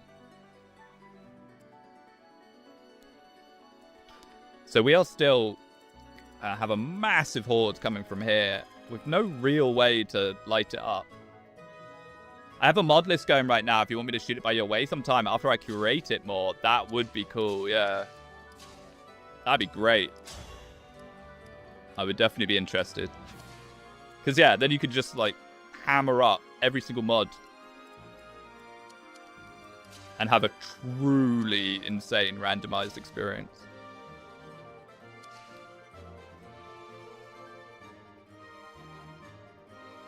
Need to yap a little less and think a little more. These guys are so dodgy.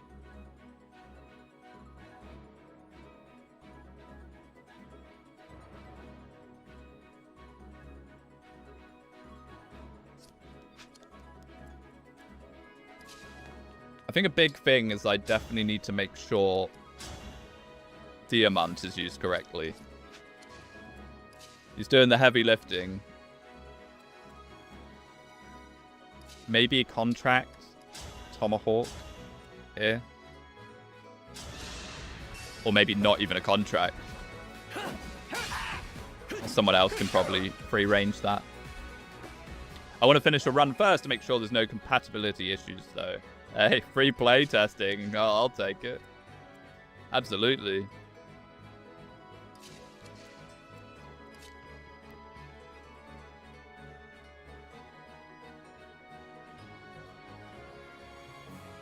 I feel like there's still another one there.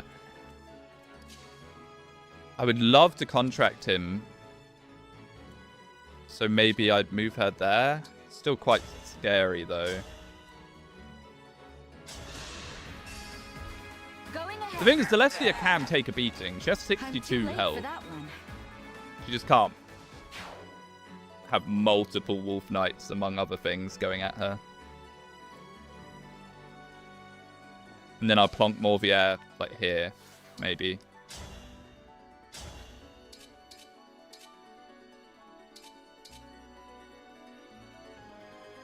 This bloke is, Prep work. you'd think he was on terrain or something. The Swordmaster's an Engage. Like, I think everyone always talks about the Wolf Knights, because, yeah, the Wolf Knights are very obviously horrifying. Ooh, that doesn't have crit avoid on it. But the Swordmasters are also very, very, very irritating to deal with. No Corrin here. I do have Corrin. I just haven't really thought about using him yet. Might not be using him at all at this rate. Wolf Knights are like mounted master ninjas. They're scary. Yeah, they are like mounted master ninjas. That's a great comparison, because they also have annoying amounts of res. Okay, Veil. HP Dex. Oh, yeah, it's the same level. Locked in. I guess it's because they're one... At least they're... Thank goodness they're one range weapons. Okay. I mean, then I was just going to contract Diamant to finish off this guy and get Roy back. Would be nice. So I don't think we even need Corrin here, which is kind of amusing. Ooh, really? Someone that Jobberman return? Someone Diamant can't one-shot? Maybe he'll crit. This will hurt. A proud victory. Okay. I feel like there's still way more in the fog, though. Like, we got overrun before. There's definitely more lurking. Brunei can dance. He has contract. So he can do a one... So it's basically... It's a dance, but you can't move. It's an action dance. So you don't get another movement, but you can do an action on the spot. Which, considering we didn't get a... Why not? I don't think this actually does anything for us at all, but why not? So we didn't get a dancer. So it's the closest thing we have to a dance, but we have it twice because we have Veronica. Oh boy. Oh dear. Please don't let there be another one. Okay, that combined with crits might just kill him as well. Okay, good. Clog, clog. Do not kill, clog. Clog the pest cats. I beg you.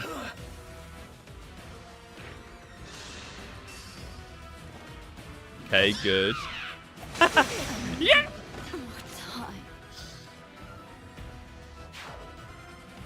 Veil. Okay, good. Okay, good. I mean, sort of good. Now, we can get a mega freeze here, which is nice. Or at least a pretty good freeze. Or do I just want to do this? Maybe.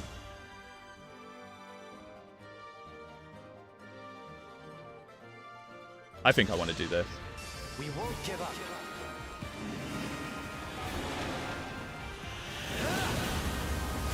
Funny old grannies are coming back to Fire Emblem. Sophia and Troy rapping back to back. I'm sorry, I don't like Troy. I don't like Troy. Why does she got an assault rifle? I'd like Troy a lot more if they didn't have an assault rifle. Why do they have an assault rifle, Intelligent Systems? Please, I'm begging you. I'm okay with a little bit of a Garfin nonsense, but an assault rifle? Really? Really? No, it's not a gun-shaped gauntlet. Have you seen what Troy has? Troy does not have the pistol. Troy has an assault rifle. It's nuts. It's actually crazy to me. Allow me. I toyed with making some kind of meme video dunking on it, but I'm trying to not do too much of that right now because I know everyone's excited and the last thing they want is me raining on their parade. But I'm sure I won't be able to help myself before too long. Okay, so all those guys are now frozen on the spot, so we can deal with these guys, have a little breather, and come to them when we need to. Chloe? I think it's cool. The assault rifle? Speedwing desperately tried not to post the Fortuna earlier. Hello, HR meme. I know, right? Don't even get me started on all that. Oh, they look just like an Engage character, Lamau. Am I the only person that sees it? So, Prep work. I don't like guns in FE, I'm sorry. I mean, I've always thought there's perhaps a place for a fantasy blunderbuss or something. You poor But, thing. yeah, I don't know. I don't like Agarthans in general because the whole idea of super technology civilization, I just find that's really awkward because it's why are people using bronze weapons against them, you know, when they have nukes and guns. I just find it hard to suspend my disbelief or my belief or whatever you say enough for that. I don't know. I don't know. It's a bit of a me issue. Wow, this guy slaps. But I think it's fine. Yeah, it's probably fine.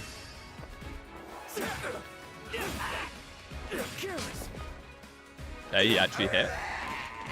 Victory is mine. We just jumped the Renaissance era to modern. I wouldn't even mind a fully modern Fire Emblem. HP, strength, dex, speed. I think we got that before.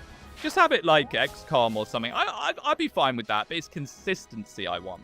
That's what I'm after. Consistency. Don't give me wooden sword characters fighting against assault rifle characters. That is so weird to me. Do you have a physic? Yeah, I don't really want to shove you right up there. Thank you. If it was fully modern, I'd be fine with guns. Yeah. I wouldn't mind like a mounted cannon. I mean, there's mounted cannons in this. In Engage, there's the cannon fire chapters. So I think there is a place for it, but it's just got to be thematic, you know? Oh, it's a flame lance. It's the flame lance guy. Lol. I still can't believe that our Pandreo was actually a really good flame lance user. That's how you know it's randomized. Guns in Engage, are you sweet? It's not really a gun, though. They're mounted cannons. But yes, true. Engage can kind of get away with it more, though, because Engage is, like, silly. It's like a silly romp, you know? Whereas Free Houses, you're meant to take very seriously. That's the difference. In my humble opinion. Ugh. Yeah, it has to be the Radiant Bow. Yeah, we have... I don't think this... You might have been right. We might not have been able to do this without Corrin. Like, if I had tried to go back without Sudao. As much as I hate to admit it.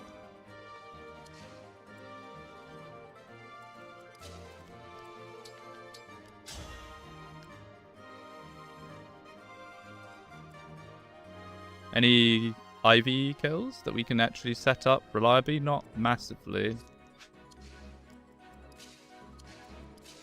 I was trying to see if I could do like some double contract nonsense.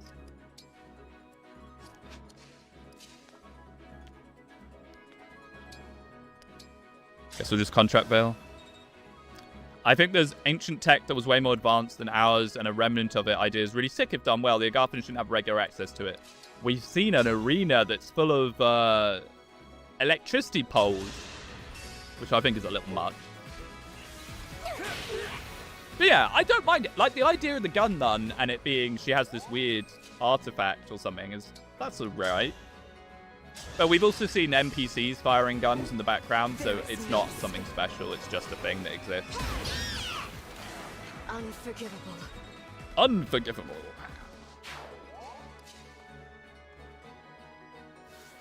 Nice. We'll be able to get a level 1 Ivy. I can't remember if we got a level 1 Ivy last time. Probably not.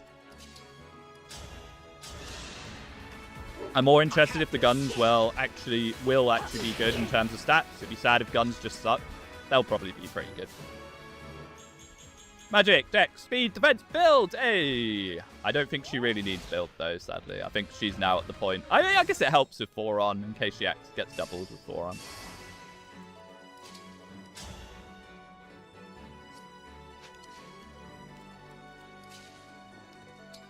Oh, let me out of this chapter. This chapter is super scary.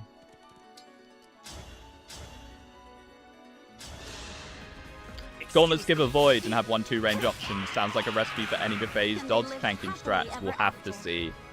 I don't know. We've seen some really weird stuff. Like, we saw a bow that gives +3 avoid. Why? Is that going to be good in Fortune's Weave? Is +3 avoid considered a large amount? It's weird because bushes give 30%. So why have a weapon that gives +3 avoid? I have no idea what they're going to do. Like, if the meta is going to be farming skirmishes like mad, strength, magic, dex, speed, defense, yeah, same level as last time. If the meta is going to be farming skirmishes like mad, avoid tanking being back on the menu is probably going to be a pretty optimal way to do that. Unfortunately. We'll have to wait and see. I mean, we're in a massive phase of just pure speculation. Anything could happen with Fortune's Weave. We just don't know yet. One thing that bothers me about the guns is that Agarthans are supposed to be extremely secretive. These people are very openly slinging modern firearms.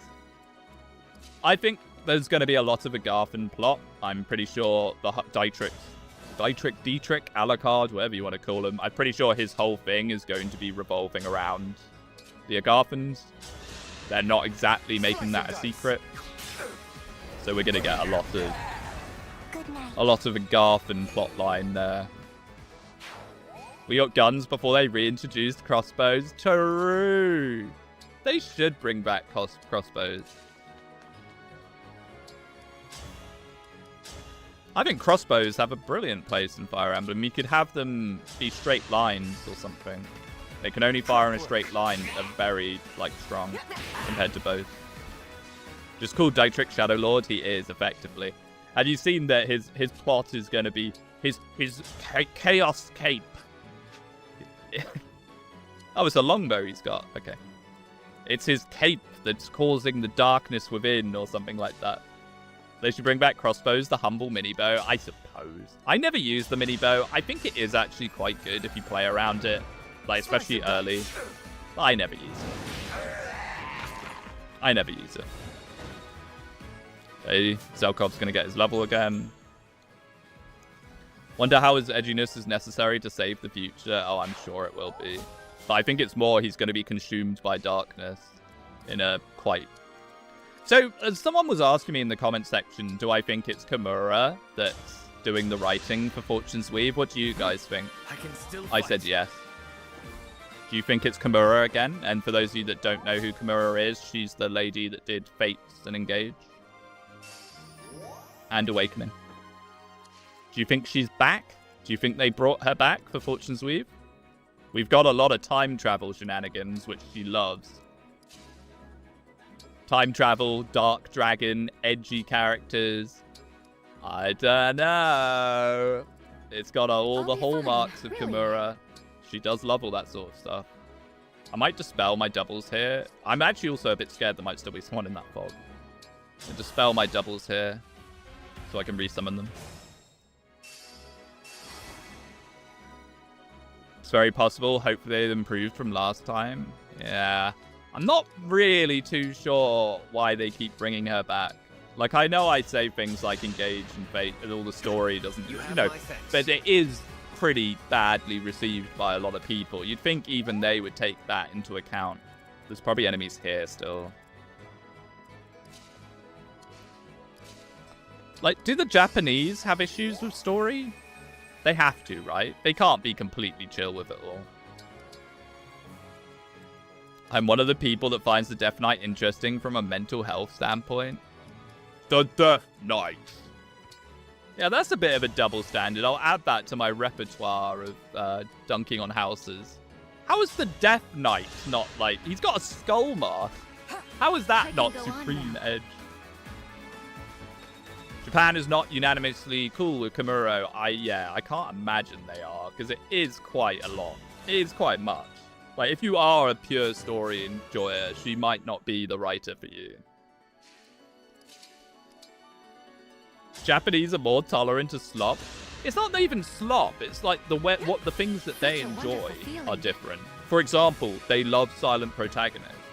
Like, not saying they all do, but it's much more common of a thing in Japanese media to enjoy having a silent protagonist. Whereas we do not have that. Obviously, I'm going to do this to try and get by left back rather than using up the spot. Hiring a writer is expensive and risky. Yes, I guess there is a kind of safety that comes with working with someone you've worked with before. The question is just, is Kimura the right choice for that? Okay, I think we could probably pull people in a relatively good position. 46. Merrin's not brilliant at pulling without Hector. Maybe I just get Hector back and then we'll think about it next turn instead. Because now we could do it with Diamant, who definitely doesn't care. I do kind of want to light this up a little bit. I'm going to engage with Hector just because we're at the end of the chapter anyway. Gives her a bit more bulk if there are people in there. Death Knight lost all aura when a white-haired gremlin trounced him with dark spikes. I'm ready. True, she does just kind of come in and one-tap him. Just a little bit.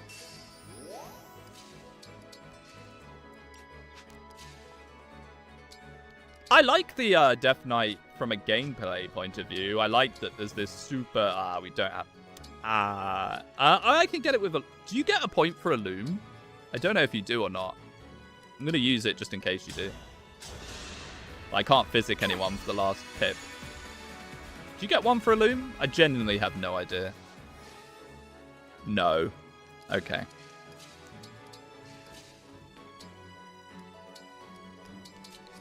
Okay, round up, everyone. Get in there. Should I do Storm's Eye? I never do Storm's Eye, but I don't think anyone can hit her here, so there's no point. Just spam more Illums, because I don't think we get more Fog of War after this.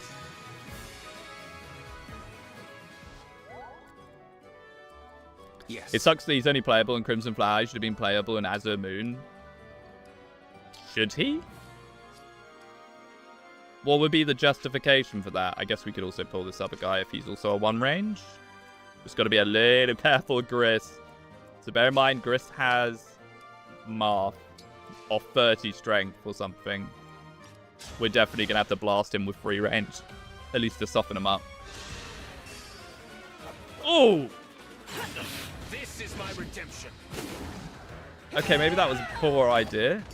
Thank you, Morbier, for making it a little less scary. His sister? I mean, yeah, but, like, is that enough for then Dimitri and everyone to be like, oh, actually, it's pretty chill to have you? I don't know.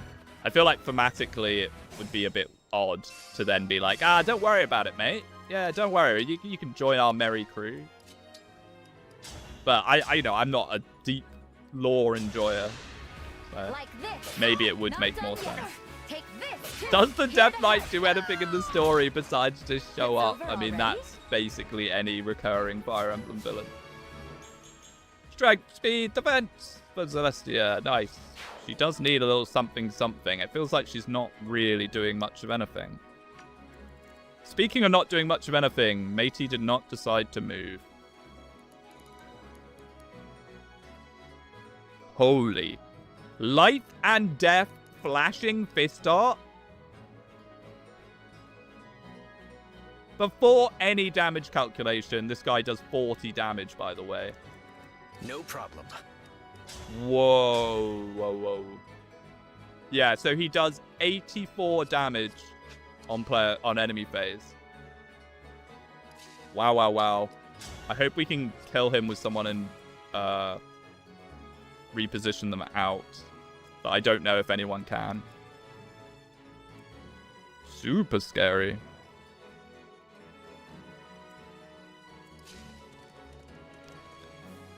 Lodestar Rush does 63 damage. That is terrifying. So close.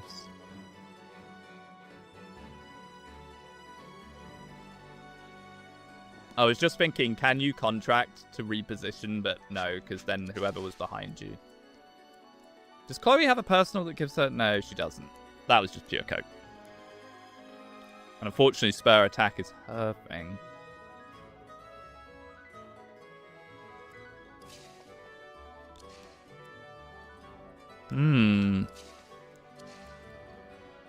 Oh, I can contract her, though. Maybe she'll crit. This guy has to go. This guy absolutely has to go. There is no way this guy can be allowed to carry on. Oh, I did the wrong gambit, but that's actually amazing for us. Huh. I accidentally did a much better move. My genius scares even me sometimes. My subconscious genius. I always find a villain joining the player's team more interesting than doing the correct thing and just kill them. Sure, Well done. I agree, but it has to kind of make sense. Nice, that's 2 KSP, so we can get Draconic Hex on Ivy as well now. Which will be very nice. If I ever remember to actually use it, which I probably won't. Might be better to Tomahawk this guy. And Mercedes Paralogue, she invites the Death Knight to join them and nobody objects. That's weird, man. The guy in the skull mask that's there with all the bad stuff happening and students being captured and killed and stuff. Like, I don't know. I don't ever feel that massively comfortable talking deeply on Free House's lore because while I am aware of it, I wouldn't say that I'm very knowledgeable about it. It's why you've probably noticed in the Fortune's Weave videos, I don't touch on that topic very much. I didn't really talk about Setef coming back in my hype video. First of all, because I'm not hyped about that. I actually think that's really lame that they're like, oh, remember Setef? But also partially because I don't really know enough about the lore. We're working on doing a battle preps again soon, by the way. Battle preps is in the works. Sadly, Axon's been away. Strength, magic, dex, speed, and res. Hey, you got speed. Let's go. Axon's coming back from holiday. We're going to do a battle preps, and I'm expecting, hoping, coping that he will explain the deep Free Houses lore to us because he does actually know these things. He is a knower, and I am not a knower.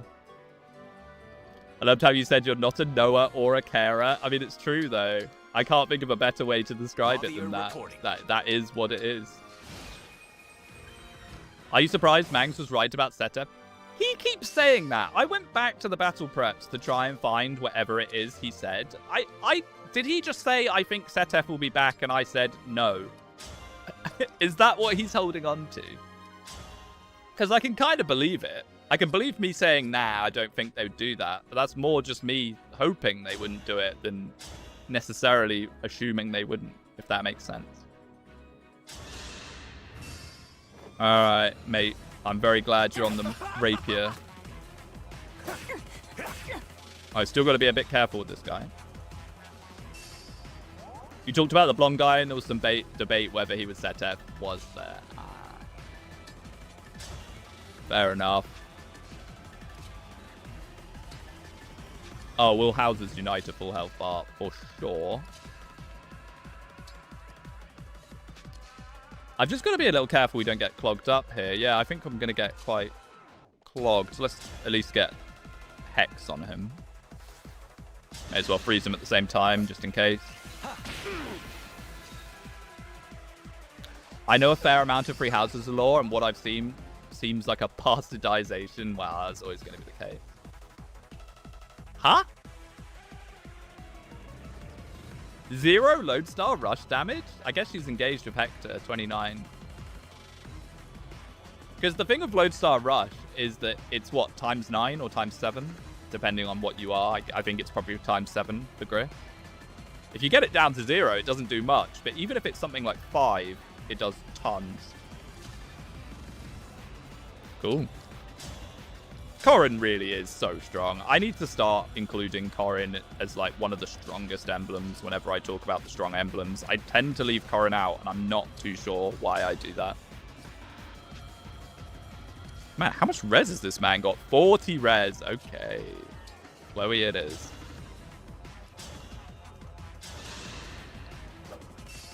Does that consider all his weapons? No, it's just considering the rapier, probably. I'll definitely heal Merrin up. Strength, magic, speed, defense, luck. Very nice level, Chloe. Oh, evil mode. What? I mean, that's fine. That's actually a good thing for us. But that would have been terrifying if it wasn't. Why did he do that? Yeah, so the Falchion and Mercurius are 5 more. So even if he does, just like I said, 5 more, that's 35. I mean, we can probably just kill him now because he's in Jobbermant's range. And we have by left dance. Yeah, we're fine. We can even have some fun with him. Actually, we can just get both kills with Ivy, which is nice. Continue the Ivy favoritism. He always TPs there when you take his health bar. I suppose he does. No, you're right. He does. No, you are completely right. Yeah, because he comes down, then he TP. Yeah, no, you're right. You're right. You're right. You are correct, sir. I'm just a bit dottery. Dottery, is that a word? I don't know. I'm not really with it today. I'm a bit hungover, but I feel like I've been holding it together all right. Sort of.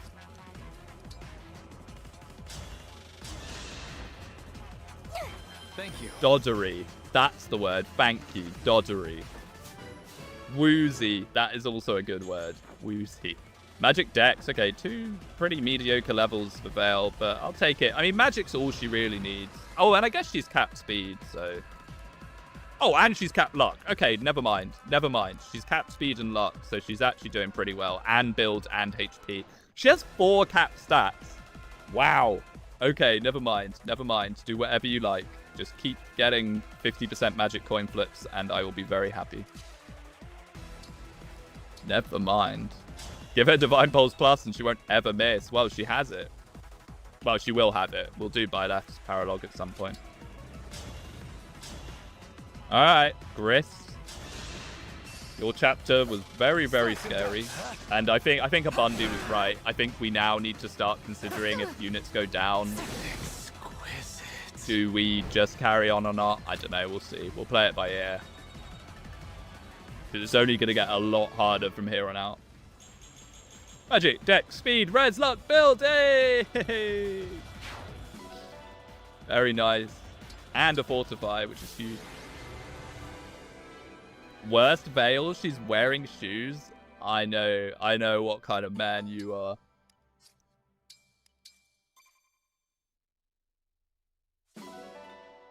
$50K from Illusia.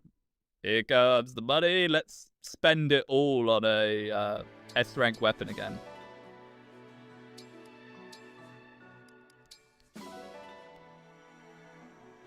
Free money. Cheers, Ivy. Man, that death list.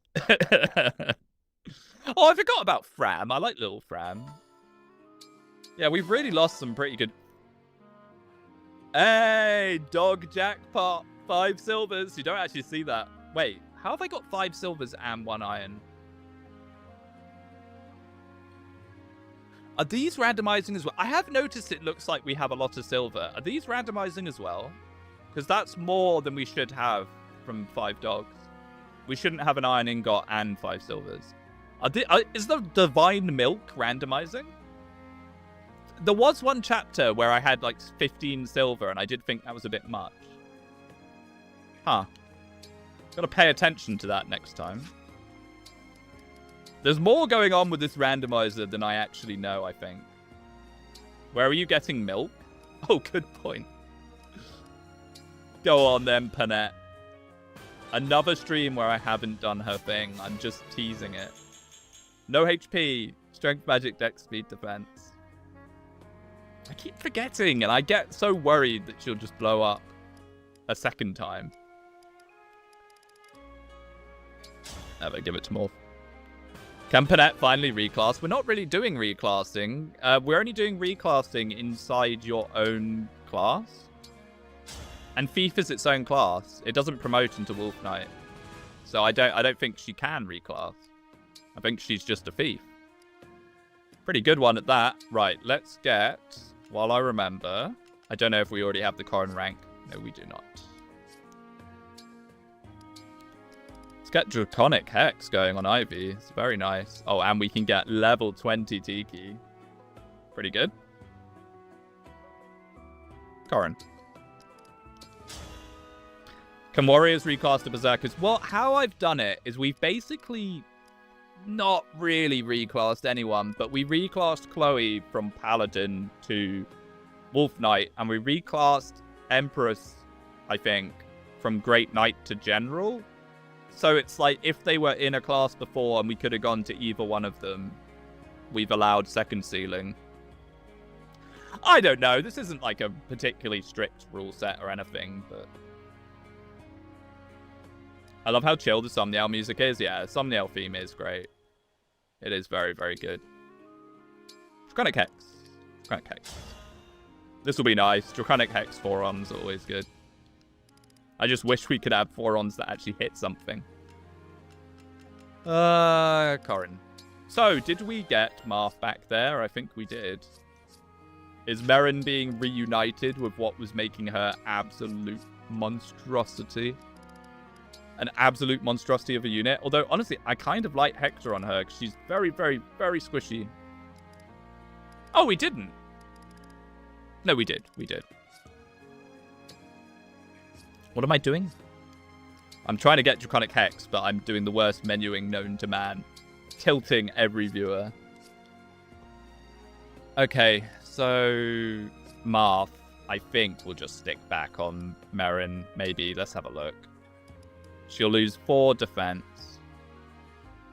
But she gains strength and speed. Oh, it's so good for her, though. Hector is really, really good on her. So maybe not. The problem being we just don't really have sword users. Oh, Ivy capped Dex. Cool. I'm not going to not use Marth. Honestly, could be pretty good on Celestia. She doesn't necessarily need the massive HP anymore, and it would patch up her slightly shaky strength and speed considerably. What do you get for being a sniper with Marth? If extra attack hits, poisons foe. It's alright. I love the randomizer. I got a Jade that doesn't lose speed using a silver great axe. That's amazing. Yeah, we've got some characters that aren't particularly being slowed down by Foron. I find the randomizer tends to give you quite a lot of build. Understood. Or at least you're more likely to have a higher build than you do in the main game. Just because you randomize a build growth. I mean, let's at least look at how this looks. I did like the HP on her because it means we can really aggressively use cool doubles. But let's have a look. We've got the bond fragments. How often do you get stat boosters? That's the fun part. We have not got a single stat booster this entire run. Luckily, we haven't really needed them. I wouldn't have said no to, like, robe or energy drop. We just haven't got them. Okay, it's alright. It's alright. Helps her out a little bit. Peshkat. I mean, I guess we could put it on Panette. She doesn't need the silver dagger. She's never, ever using that. She might use the Peshkats if we're trying to set up her boom, which one day, inshallah, we will. Okay. No Merrin Marth for Silver Blade Rush. See, that's the thing. That's the thing. We do even have a Silver Blade. Can she use it? Yeah, she can. I like Hector on her because it makes her actually able to live, but that might just be way more effective. I mean, now I've spent the bond fragments, but whatever. I already clarified that we had tons. Yeah, maybe we'll just do that. Fine. Sir Marth. Right. She already has bond 10 with him anyway. I guess that either means Celestia gets back the Luna or she could have Hector. Hector. Ho ho. Ho ho! Does Hector give anything to archers? Oh, he actually does. Oh no, covert even. 30 avoid. Okay, so you can actually spam avoid standing on something. That's interesting.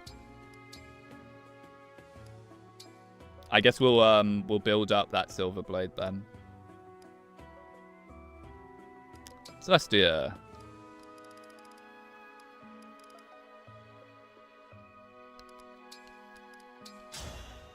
Should have been 50 avoid? Why? Why should it have been 50? Just to make it even stronger.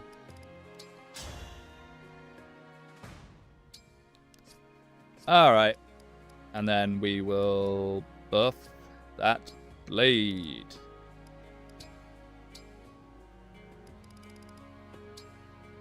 Is Hector the worst DLC emblem?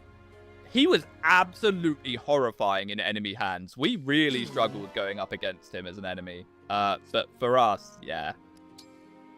I don't know. Is he worse than Camilla? Maybe.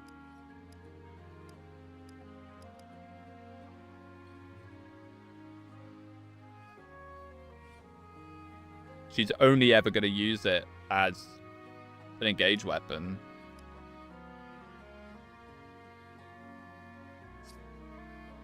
Remind me again what Hector does. He makes you very defensive. So he... Where's Hector? He gives you, like, stacking defense and res when you take multiple hits. You get extra stuff for builds. You get extra defense and res on enemy phase. So, like, he's a weird spot because he's an enemy phase ring in a player phase game. You can make him work, but a lot scarier in enemy hands than player hands. Usually, as a player, you want to actively be killing things. Like, on Maddening, you're not really sat in one place for too long unless you're using Bonded Snore. Oh, I'm sure in hard I'm sure in hard mode, he just tears apart maps because enemies will run into you even if they don't see any damage. Anyway, I am going to call it there. Actually did a normal stream. I wasn't expecting that. My hangover sort of faded away as I got to play some Engage. I'll be back. I'll be back. Hopefully during the week. If not, it won't be next Sunday. I'm actually away next weekend, so I should definitely do one during the week. Alright. I will see you guys next time. Goodbye, goodbye, goodbye.